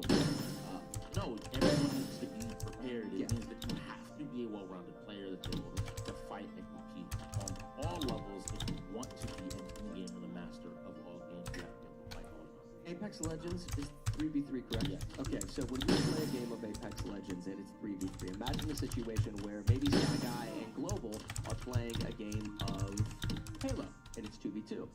Well then, if Sky Guy is super cracked at Apex Legends and Apex Legends is the next game, all of a sudden he can't go in for another game that he excels at because he just played in Halo. So it creates this situation where, okay, Halo Infinite comes in. Do you send Sky Guy in there just to dominate, or maybe the Ghost struggles so much that you don't have to use Sky Guy and you may be able to pull off a win regardless, and then send him in for Apex Legends? So you're picking up on the parts of UEL to movie. I want to see I don't. It's like Sky. it's like Element. And finger maybe realize drags that at the those end. could have not sent their strongest players in with this instant replay where we take a look at what Sky was able to do. And you will see here. Oh, there we go. He's right up here. So this is killer as they're moving towards mid. This is a early contested sniper. We see Sky very much early contested sniper. And finding Just looks at the dead body, picks up the sniper rifle, and through the spawns just really well, like sort of game sense by just checking where his opponents are spawning. The moment he went over there and peeked sort of that nest side, he knew exactly where they were spawning, pushed them, and as a result was able to pick up more kills. Now, it does look like our next game is Roller Champions, which is within our sports category here at the UEL. And this is obviously what I said, sort of a speed-running platformer. I know a lot of you guys are thinking, well, what does that look like? Well, you're seeing it right here on your screen. You have this little character that has sort of a double jump mechanic, and then you sort of have to use the abilities that are within the stage to traverse this labyrinth and get to the finish line. You can see that with some of these gravity wells, these jump pads. There's going to be slingshots and so forth that sort of erupt throughout this, but these players have to be careful not to hit those red walls. They hit those red walls, and their run is over. So, just like you saw right there on the right side of your screen, just struggling a little bit. You got Lucci on the left, trying to make his way up this gravity well. Can they get to the top of this map? Interesting map choice, because it does seem like both of these It's almost players like are I'm struggling to punishing do myself. it. Every time I clean it up and I get close to clearing, their angle as you move on the map. Right. So he would really want to go further I over. messed it up Take the again. easy answer of this. Let's try not to using do the that gravity this to push time. off the other purple and move from there. Wow. But his teammates managed to fend off both Jekyll and him, getting really good times on that level 3 team. I can tell you right now, 319. What did I just say? Is one of the maps that Click does like to play. They do like to pull that out. So The thing to note right there, though, is only one of Click didn't finish, and all 3 of Ghost didn't finish. Lumina is one of those niche games that I think players still haven't realized. It's based off your Just said it. I said I get It's not your close. strongest player that decides that game. Yes. The difference between a player not finishing and getting a 2-minute It's like I time, and a player finally finishing and get a 20-second it up. time versus a player that gets a 10-second time is huge. Yeah, So absolutely. if you're able just to make sure we can always take 20 to 30 seconds, and then just Oh, jeez. purple Gage got dropped down here, touched that wall. Lucci almost had it there. He realized it is going to go ahead and go over. Yeah. Touching that wall is super important because it enables sort of the teleport mechanic that you just saw Lucci attempt there. It's going to be difficult because you have to hit this tiny little chimney, if you will, at a specific trajectory in order to get up it from that teleport. Now, interestingly enough, on the click side, you see Global here playing in wide view. He's trying to get to the top of this map while playing in this wide view. It's very interesting. You don't see that super often, but I kind of like it. It's awareness to me that you realize that I don't necessarily remember this level. Let me take a big picture. He's trying for the cheeky little skip here. When you just go on over to that far right side, continue to move. Again, sometimes when you just want to finish, you don't necessarily need to go for that crazy stuff. You had a little bit of time. Oh, wow. Global finishes with barely any time. 50 seconds. You might have heard it at home, but Global finished with a fraction of a second left on the clock, so he was able to do that without receiving the penalty time for not finishing. That's kind of why he popped off there just a little bit prior to the end of that. That was 320. Let's see what the next map we're going to be getting out of here. 110. So going back some of the earlier levels, it looks like. So it seems like some of the players may need it. You know, just stating the obvious. Yeah, here's one of the things. So these earlier levels, you'll see that you don't have those same purple mechanics. You're just going to have the blue extra jumps. So until you touch the ground, you get an additional jump. This means, I like the idea here from Lucci. Lucci, instead of just immediately running, is looking and reading the level. Realize what he's done. He's using the far out view that we saw last time to get over here to the edge and to be in a position to finish up this game. Go straight up there and get in. Nice 18-second finish there, making sure that his team has something on the board.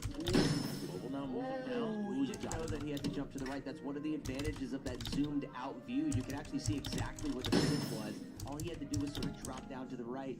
This looks like him is going to finish as well. Ooh, a nice 8 seconds. They need to communicate that, though, to Global. Let him know. You know, the coaches, the other players, they've got to be able to tell him as to what's going on. He missed the drop to the right side of the stage. Hopefully he gets a finish here. Because him is feeling comfortable. He's feeling comfortable. All right, did Global finish? He did. Okay, Global did end up finishing. Solid effort there. Man, the difference in time is, you know, the difference in terms of the skill set and talent of these players. I mean, we're talking about some of these players finishing in 7 seconds versus 18 seconds. Finally. I mean, that's quite a shaving off of the time, if you will.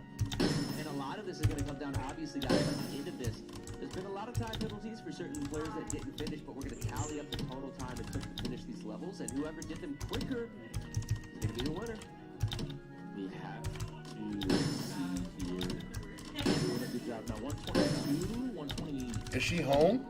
122. This is still those early levels. Yeah, players are going to need to be comfortable and ready to play here and make their way around these levels. And it's not so much even about finishing in these earlier difficulty levels as much as it is being the faster team, right? So that's kind of what you're seeing here. This is Lucci on the left, playing in that wide angle, that wide lens view, and you got him on the right side, sort of popping off a little bit. He's sort of feeling himself alive through this stage. He finished so quickly. He's going for a faster run here. Going for that jump, hitting those blue walls. Unfortunately, he died. That's going to sort of kill that run. A little bit. Just get past the start.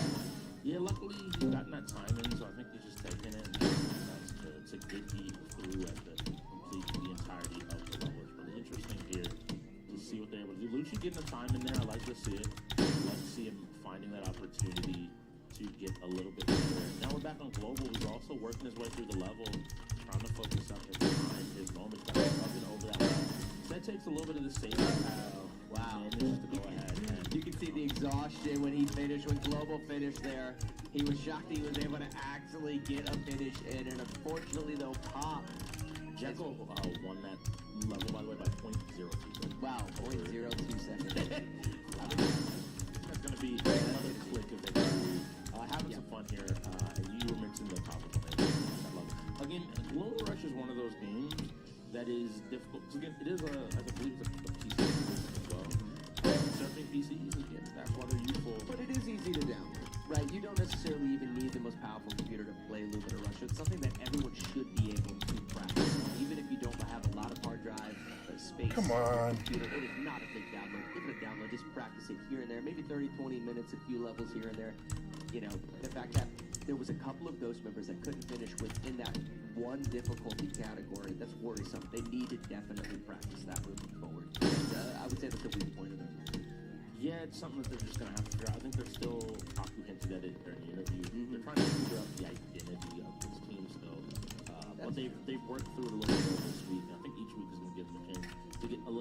closer to home. And you mentioned a game about practice, talking about Lumina Rush. Well, that translates to roller champions as well. Yeah, 100%. Another like simplistic game that has a level of complexity only if you allow it to, right? You've got to be able to actually put in the time to play these games.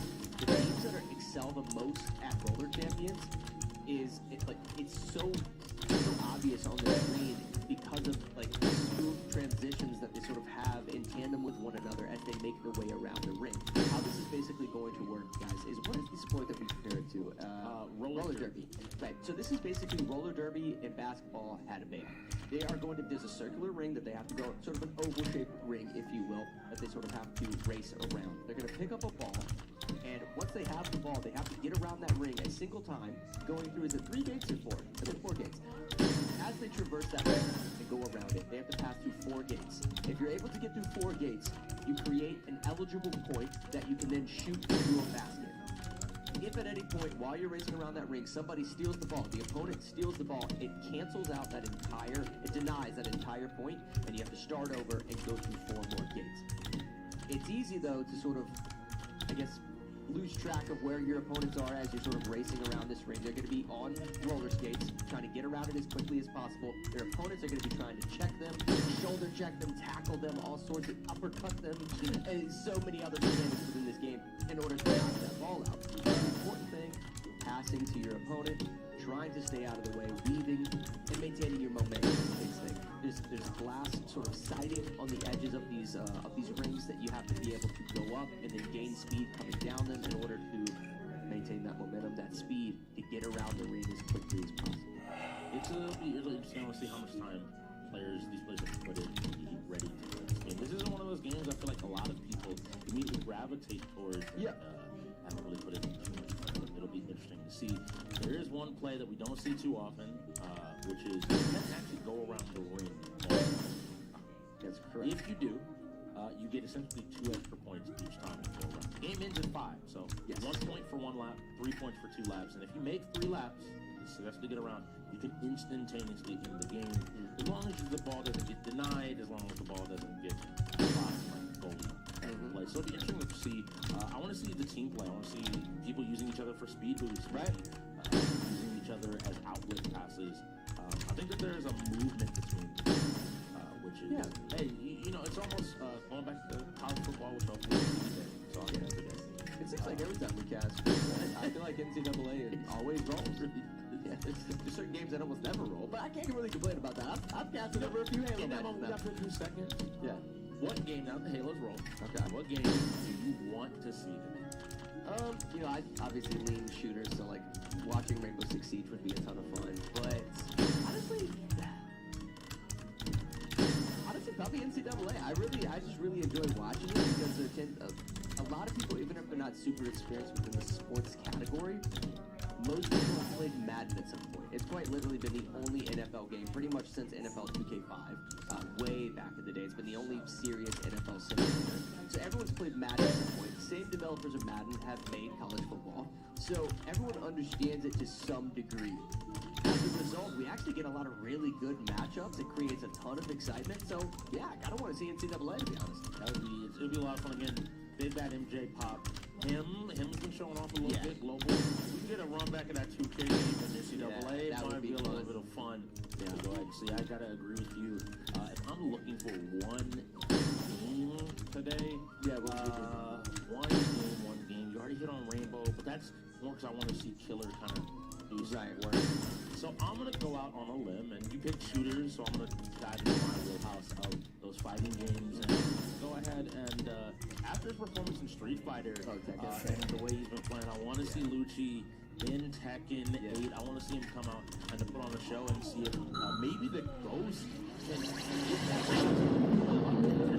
I don't know what's wrong. It's like I sabotage myself. I'm gonna wrap it up after this, though. And it came down to a singular hit between Paku, and Jekyll. Yeah, and Jekyll had to go through 4 players by himself. That was a great moment for Jekyll. I think he's gonna look back at that and just smile.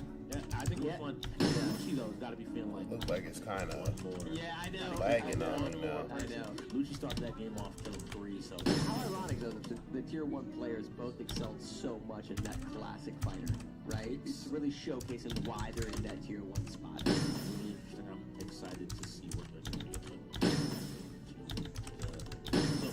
take a look at a replay. Lumina Rush while we get the technical timeout here. Let's see what we got to check out. You know, the players, they were trying to find their way through. And here we go. We see a few jumps there. I'm going to go ahead. See Global, you know, focused up in his zoomed out mode. Trying to climb, trying to get a little bit higher. He just was hoping. Here we go. That 10 seconds hits. And we'll see right here in just a second. He manages to finally get on the edge and get that shot. Erupts. You see the cheers. He's looking to his team. Yeah, there he is. There he is over there, guys. So funny. I love that. That was a really good replay because he was stressing. He hit the firewall prior to that. He was like, I've got 10 seconds. He ends up getting it. That was good. That was good. And you can tell it's something like in a game that like everyone know they should be practicing. Maybe you do, maybe you don't. But when it lands on game day, it's like, oh no. From personal experience, I can tell you that. I can do almost until I feel comfortable, and then you sit down in this building, that stage, and you start playing, and all of a sudden it's like, and then you make a mistake, and you're like, yeah, 100%, 100%. And so roller champions, I need y'all to be smooth, maintain your momentum, to work together as teammates, and define a victory. It's going to be interesting to see who's able to get in. These games do matter. The Ghosts aren't completely out of the playoffs yet. They do just need to find these wins, though. They don't have a lot of wiggle room left to continue to play.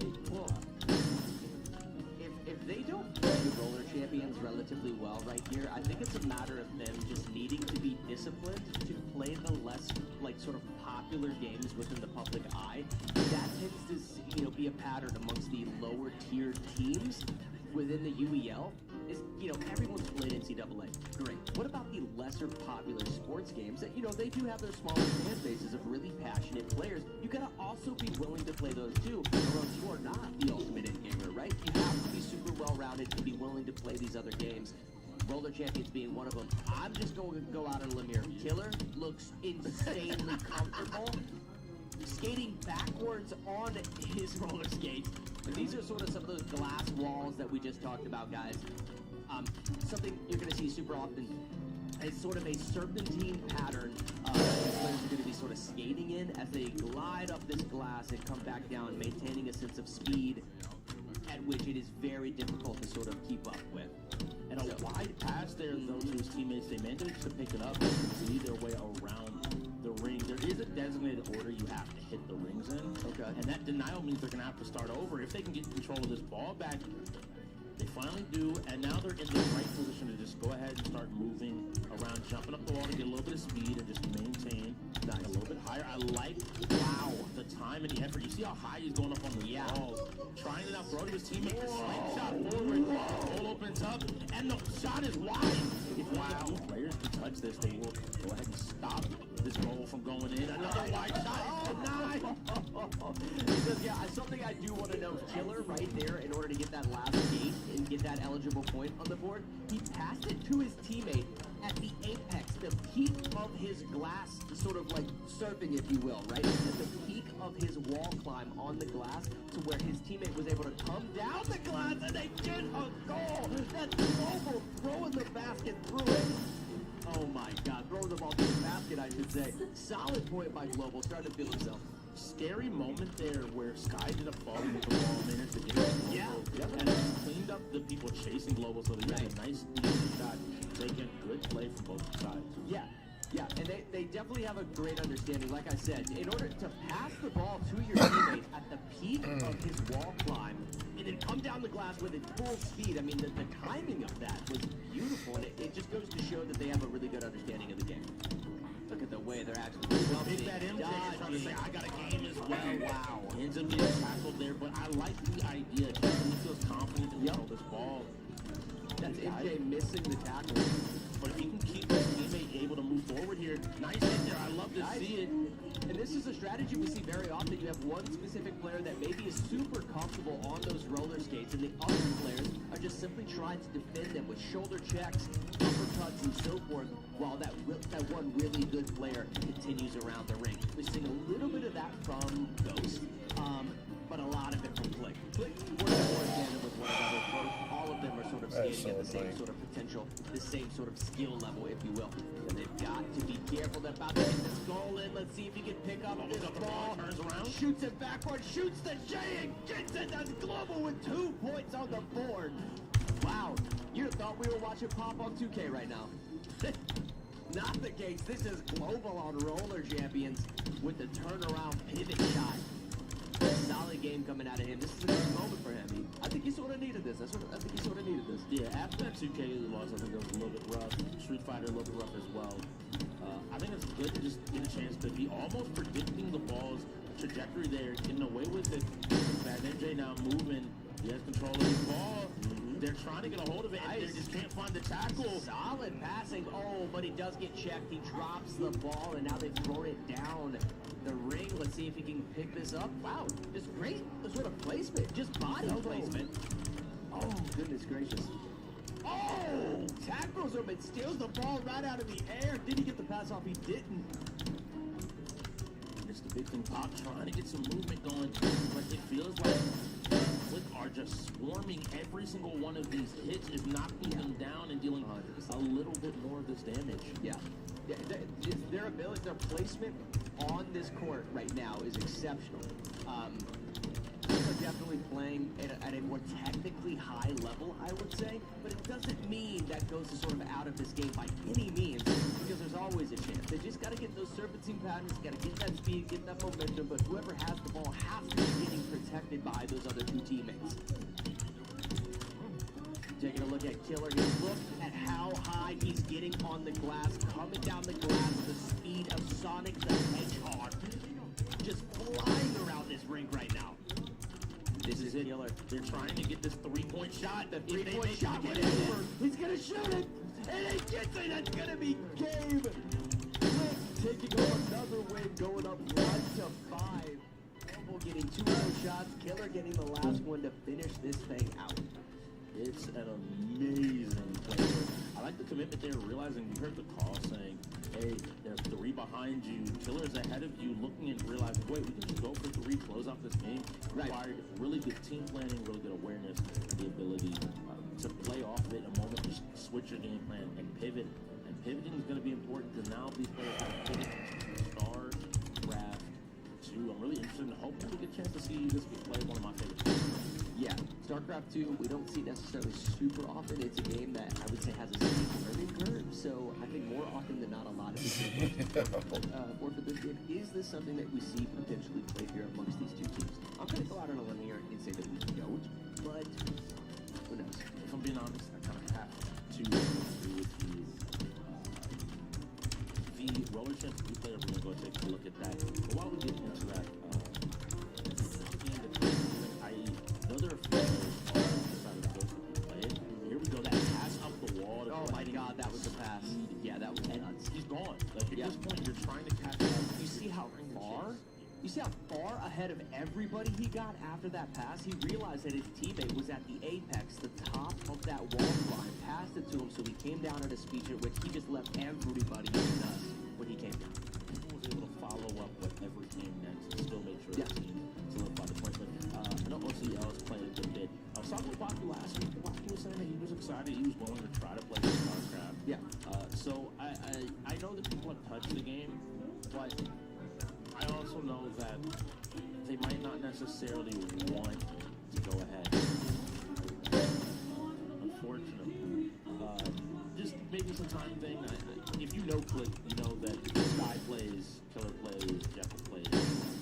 Him and Global are also solid as well. They're not bad. Like, everybody on the team I know plays StarCraft, and if you kind of recognize that, I would... Yeah, I don't think the play something, but I mean the setup is taking a while. They might actually go into. I think this plays into Click's favor. You know, they do have a couple shooters on their team, but someone like Jekyll, I think Jekyll is definitely standing out as a player to be similar to the same way that Bubbles does. Yeah, I think they're very similar in the way that they play games and the way that they go about thinking of the league in general. They're very well rounded, but they tend to tackle the games that nobody else wants to. Right? And learn the games that nobody else wants to. That's sort of their secret weapon, and may be a reason that we see Click right behind the Reapers in this North Division. I think that's a good call. I want love to see StarCraft though. It's always really fun, and I know OCL. I've chatted with him a little bit. He's been wanting to show off a little bit. So maybe it's the opportunity, and maybe they go in here and play and show off, okay? And then Big Bad Ninja's going in as well. So probably we're gonna see this sit out here. Interesting. Before we get started, guys, don't forget on December 3rd. This is Tuesday, December 3rd. The Michigan Paladin Draft is putting together a fundraiser for the Be a Friend project, which tries to raise awareness and spread kindness in order to help the youth community. Definitely try to get a little bit of that spotlight on some of the problems we have with bullying, going on. Okay. Seriously. Oh man. December 3rd. Really, really looking forward to it. I'm excited. All I want to do is clean the screen. That's it. And just join a good time. Yeah. Listen, we're playing video games. What better vessel to sort of like spotlight and showcase, some of the kindness that we want to spread amongst the youth in video games. Everybody, no matter what age no matter what your age is. I mean, listen, Strix and I are now in our 30s, right? But we were also playing GoldenEye on N64. GoldenEye, though. That's We were playing GoldenEye on N64. See? You know they know. So it's crap like that. Come on. Oh. Even funny. every time I play GoldenEye, Let's the clean it up. dive off the first level and get to the dam, and you just gotta hit the. I know. They don't know about it. Classic. Nonetheless, we got people of all ages within the UEL, but definitely, video games are something Let's that clean it up again. regardless of what age you are. So show up for that again, guys. Tuesday, December 3rd, Be a Friend Project. And it does look like we are getting into this, followed by some Dragon Ball. Oh my Fighters. God, yes. First up is going to be some StarCraft 2. So let's go ahead and see what everyone is able to do. So this is going to be Luigi going ahead and getting started and doing his best to get the build going. And we see him here. Let's clean it up. Some of these probes. So the way StarCraft works, it's a game of armies and fighting. Essentially what they're going to want to do is they're going to want to build up these armies. To do that, they have to go ahead and build it. In this case, everyone's playing the same way. They're playing what is known as Protoss. They're building these pylons. You see Jekyll here also completing a few forts. This is where he's going to get started. Now this is sort of the meta race, if you will, right? Yes. Mostly because of those aerial units, would you say? It's a combination of aerial units and the fact that the normal weakness of the Protoss is they take a longer time to come online and really get more power. Well, since we play unlimited resources and unlimited supply cap, how big your army is, it means that you can get to that power cycle, which means that you're in a position to kind of remove the weakness of the play straight up to that makes sense. This is why Jeff was immediately putting down 3 of these buildings. Forwards, they let him upgrade his army. So his army's going to be a problem. Yes. As soon as the game starts, and then you just see these gates let out. Okay, that's canon. Okay. No, I'm a little confused. who would you say is sort of the premier player on the click right now? Would it be Jekyll? Because when we watch the bots play this game, clearly they try to complement ability to go as much as possible, just his understanding, click management, and so forth, and what he's able to do on the screen. Everybody's just sort of trying to complement him, and then he sort of pushes across the map, it seems like a lot of the time, in order to secure the victory.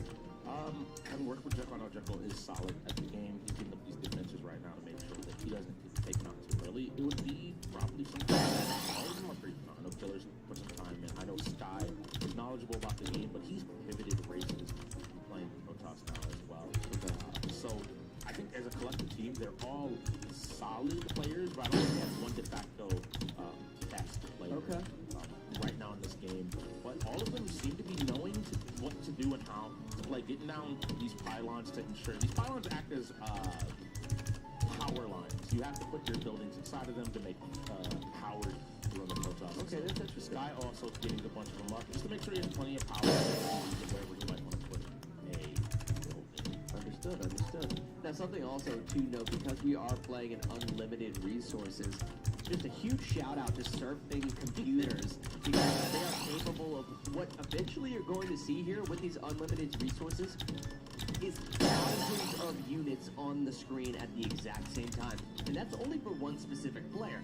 I mean, you're talking thousands of units on the screen at any given time, and the fact that these PCs are capable of managing all of those units in real time at a decent frame rate nonetheless is insanely impressive. And I love to see this one OCL. He's already gotten his gateways up. I was going to say, Sky, you got enough power there. You might want to start building an army. And it looks like OCL is doing just that. You see him starting to move across the map to take a fight with his opponents. This tells me that he has been putting in that time, putting in that practice, and preparing to take the fights going forward.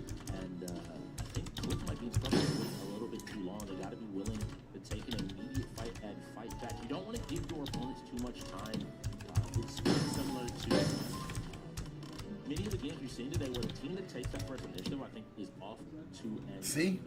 So getting up on the road and making sure these upgrades are going is in a pretty good position. I'm loving what I am seeing right now.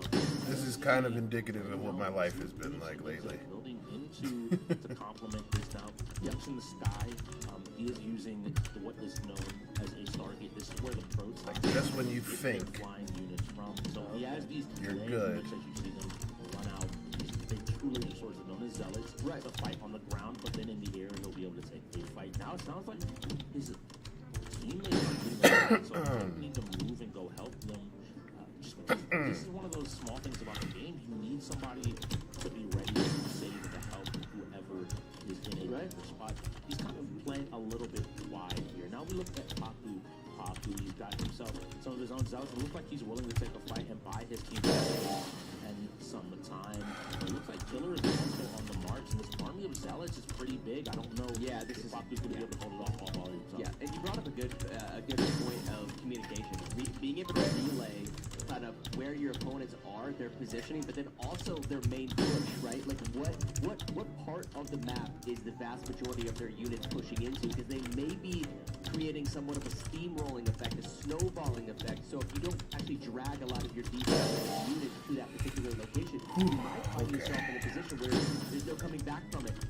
Right, so communication is absolutely key, and these are some of those aerial units that are unfolding right here. Paku potentially in a lot of trouble right now as Flick are trying to form across the northern part of this map, and you can see that in the top left or the bottom left-hand corner of your screen, exactly where they're at on the map. The important thing though is Papu's continuing to make money, so he'll kind of be able to continually hold this choke point, buy his team more time and more space, but he's gonna need some help coming from somebody if they want to be able to take a fight and to take a win. Now, not to be able to do this completely on his own. Is this something that, you know, we see this fight unfolding in the northern part of the map? Do they send allies and reinforcements to that area, or do they start initiating their own attack in the central or southern part of the map and gonna kind of just see who is able to get into each other's face first?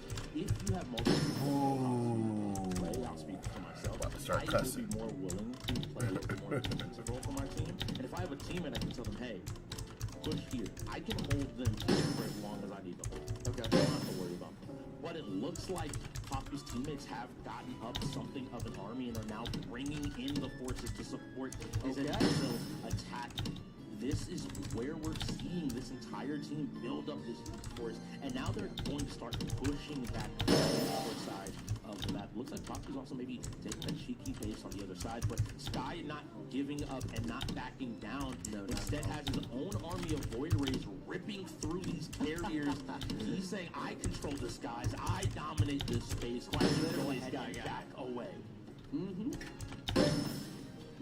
And now we'll see here if he's able to continue to move, continue to push forward, continue to grow. A few Void Rays coming in, but he is at a point where he has almost this critical mass of Void Rays. You're going to need more than just a handful to try to fight here. Lucci doing his best to get some damage out. We've seen this before. This is where that snowballing effect tends to occur. Those blue beams you see shooting out destroy things in a matter of seconds. It's going to be interesting to see if Sky Guy can maintain his momentum.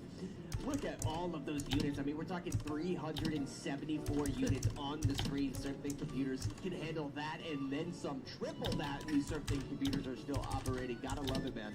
I'll even give you 374 is just Sky. That's Yeah, not talking that's about just his Sky. teammates. Exactly. Thousands are out there fighting and climbing, and you see them just moving their way across the map, starting to dismantle the ghost. Oh, It was a this good is fight, tough. a good defense. I think they showed they have the core concepts and the fundamentals, but they weren't able to, in my opinion, put enough pressure early to stop what is an attack like this. You have to find and identify and recognize your opponent when you do something like this. Immediately and return the favor and deal a ton of damage. Now, we did see Poppy kind of move around. I wonder if Poppy is maybe cooking something in the back. Maybe he has a plan to try to fight here, but as they go through and rip through the tier 1s, he's on all of his buildings. We'll have to see Jekyll as well, looking for his opportunity and looking for his Jekyll chance. feels confident click are going to take it. That's all good, but gonna do it. There we go. Next game, it's going to be Dragon Ball Fighters. You know, I'm glad that they ended up playing it. It's good to get that sort of that experience, but I just sort of figured, just knowing sort of the history of these two teams and some of the players like Jekyll and so forth, that sort of going into Charlotte, I was pretty confident that it was going to. Yeah, it's one of those things. I know they all play. It was a good fight. I feel like OC Papu definitely showed me some stuff. Lucci as well. Okay. And Big Bad was helping him. They all seem like they played something. Yeah. That is the first thing that I have to say in this league that is at least showing me you touched the game. Yeah. If you haven't touched the game, it's very clear that you haven't played the game, and that We see that from some of the younger players. Some of the younger players. Can I please not mess up anymore and just clear the thing on screen? You know, GoldenEye, StarCraft 1 was also playable on the N64. So again, it's closer to our age range and our group of gamers. Wait, StarCraft 1 was on an N64? Yeah, so You got AB. I gotta check that. He was playing on the Atari. yeah, it's really funny. He always wants to try to act like we're the old ones. And First off, screen. Hold on. Wait a minute.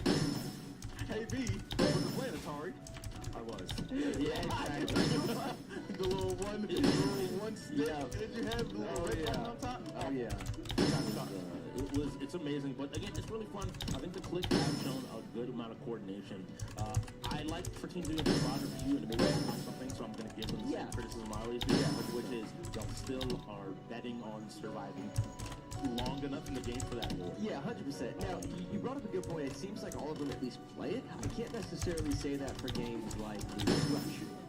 And we've also seen some of the players, you know, to his credit, he dominated where he needed to. But Sky Guy, for instance, was very sort of introductory level gameplay when it came to Street Fighter. Just simple jabs, low chips, and what have you.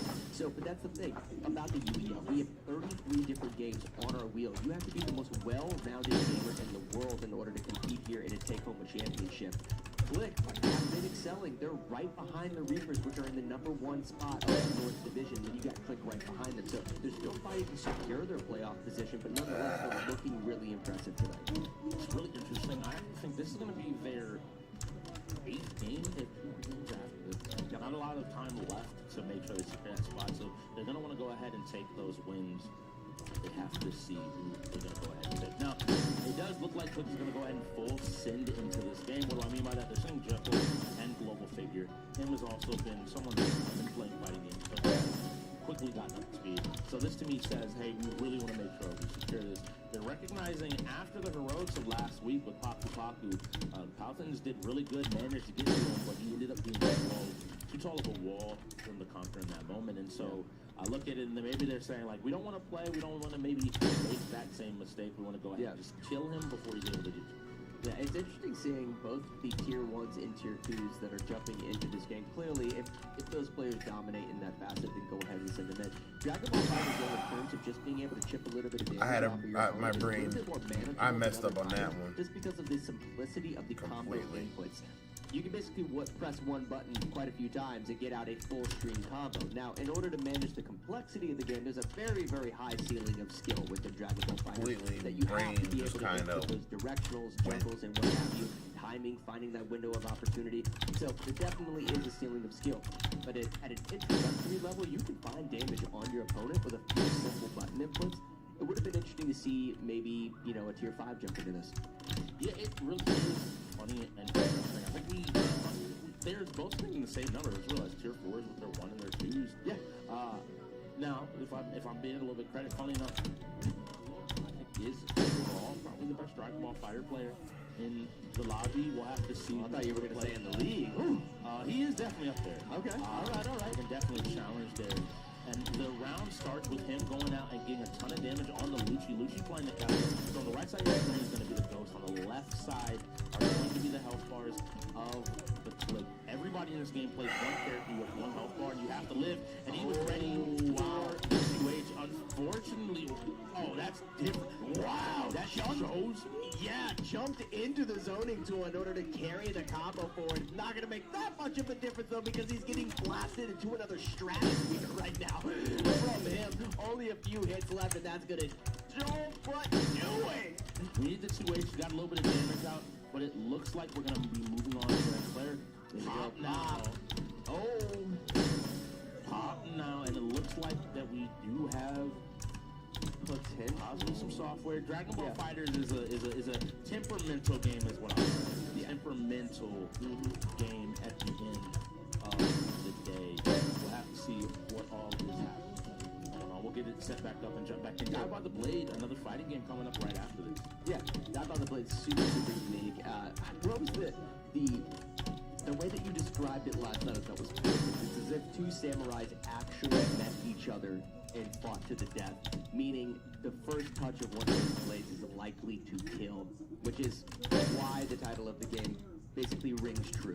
Yes, it's so fun to me because I'm a fan of those movies.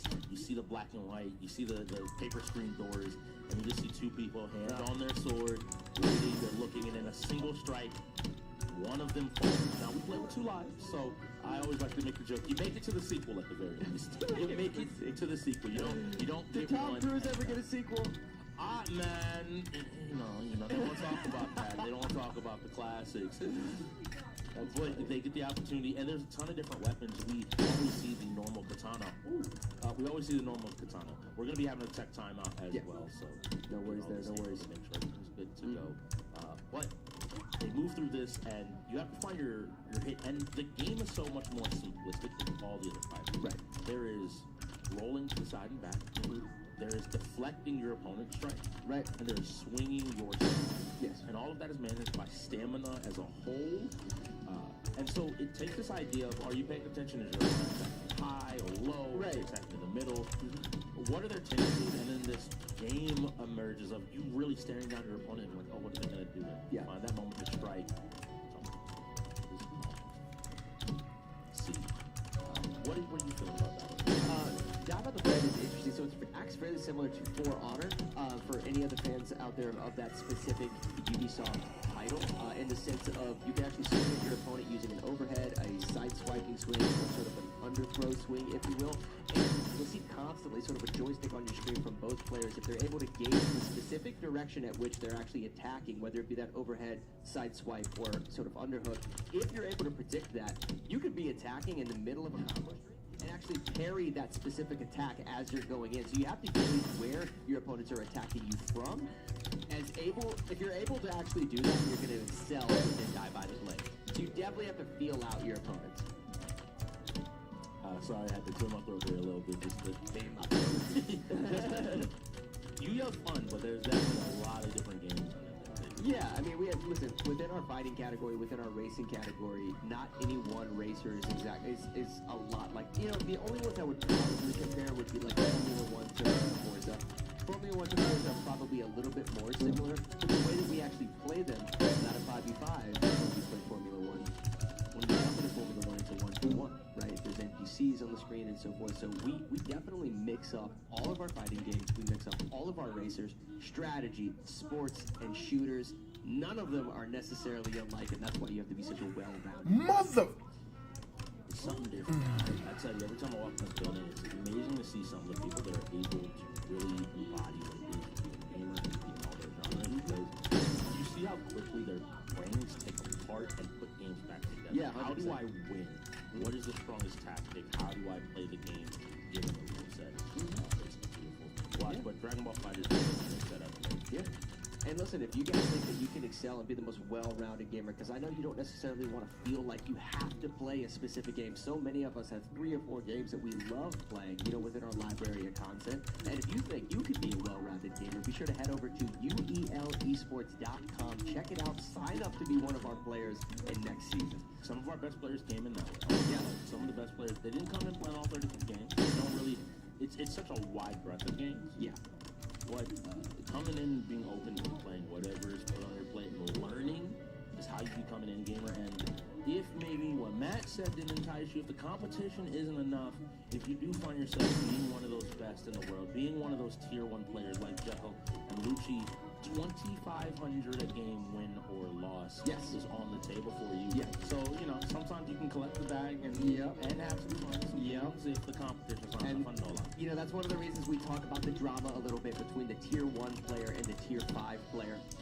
These players are constantly sort of jousting, if you will, in order to rank up in with regards to the tier system, because every day they show up, if they're at a higher tier, they're making much more money. So a little bit of drama involved, you know, but it's also super fun to watch them play.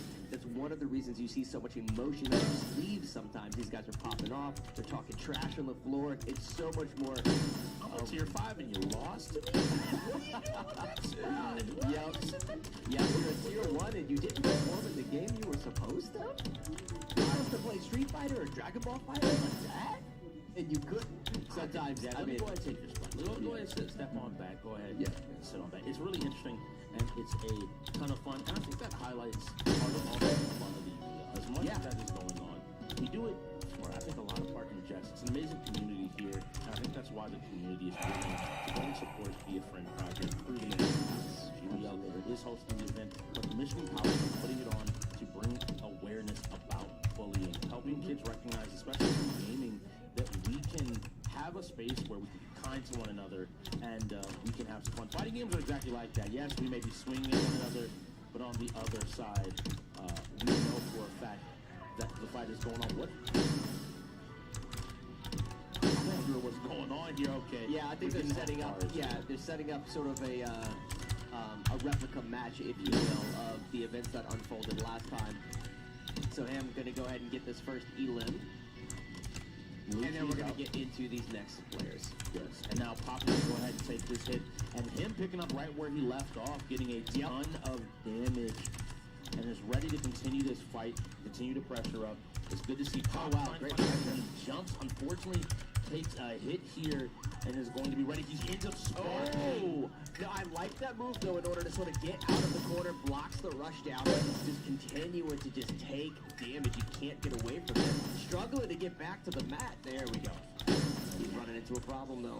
Yeah, and him just continuing the onslaught. He's not stopping. Yeah, he's burning through his character. Oh, my goodness. 20 hits. How many? 39 hits. Oh, the 40 anti-air from Pop. The awareness that he's dragon rushing a ton. Okay. Little bit of damage. Pop's put some time gotta in. be careful, He managed to get some time into this entire time. I've been watching Poppy's face. He's locking in. He's getting ready. He did it once. Can he do it again? The health bars are a little chunkier, but he did the 1v3 once. Now on the TN instead of the 16. Yeah, Paco with his back against the wall has got to take down 3 players all by himself. Make that 2. He already took one out without one getting hit. player down. Is this going to be his moment to shine tonight? Let's find out. And this is going to be the big think this is it. Global figure. Global I think I messed up one time too many. Wow. 15, 16 hits. Always keeping the pressure on. Has him back in the corner with another 6 hits, 7. Oh, wow. But solid sort of teleport to get out of the corner. He does. Lands the rushdown. Get there. Pretty good combo in here. Ooh, he gets tagged by Jekyll. Yep. That's it, Remember, guys. guys, this is an assist fighter, so they can get damage. It's so crazy. He's in the corner. He's got a block for his life. He gets hit again, and that'll do it. Wow, not enough tonight, Baku. Wanting to pull up an upset, but can't quite. You even see there, Global got in and went, not on him. He managed to go ahead and close out that game. Yeah, great showing there by the Click. Putting it on. I saw Pop putting some time and effort to I think we're a little more time. That seems to and do some damage here in the league, but the synergy of Click, I think, is the story that we have to focus on. But I love Blade. All right, so like I said, as we're wrapping up, man, because we're about to head out of here for the night. Tomorrow we'll be streaming in the morning with our Overwatch crew, and then we have our Fortnite duos match at 4 o'clock, and then I think that's it for the weekend. And then I'll be back Monday with our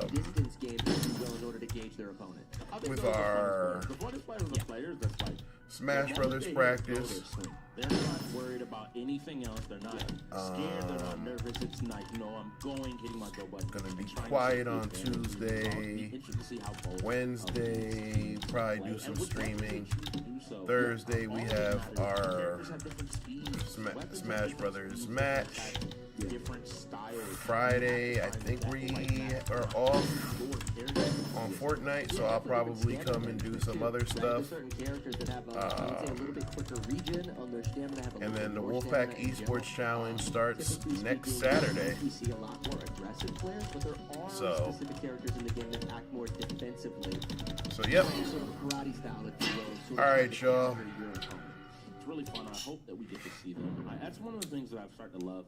Even the non-fighting game players. Shout out to everybody who's kind of sitting and watching with us. I didn't see many other questions, so I just kind of zoned in with the. Fighting games aren't just Street Fighter. I just kind of zoned in with what was going on here.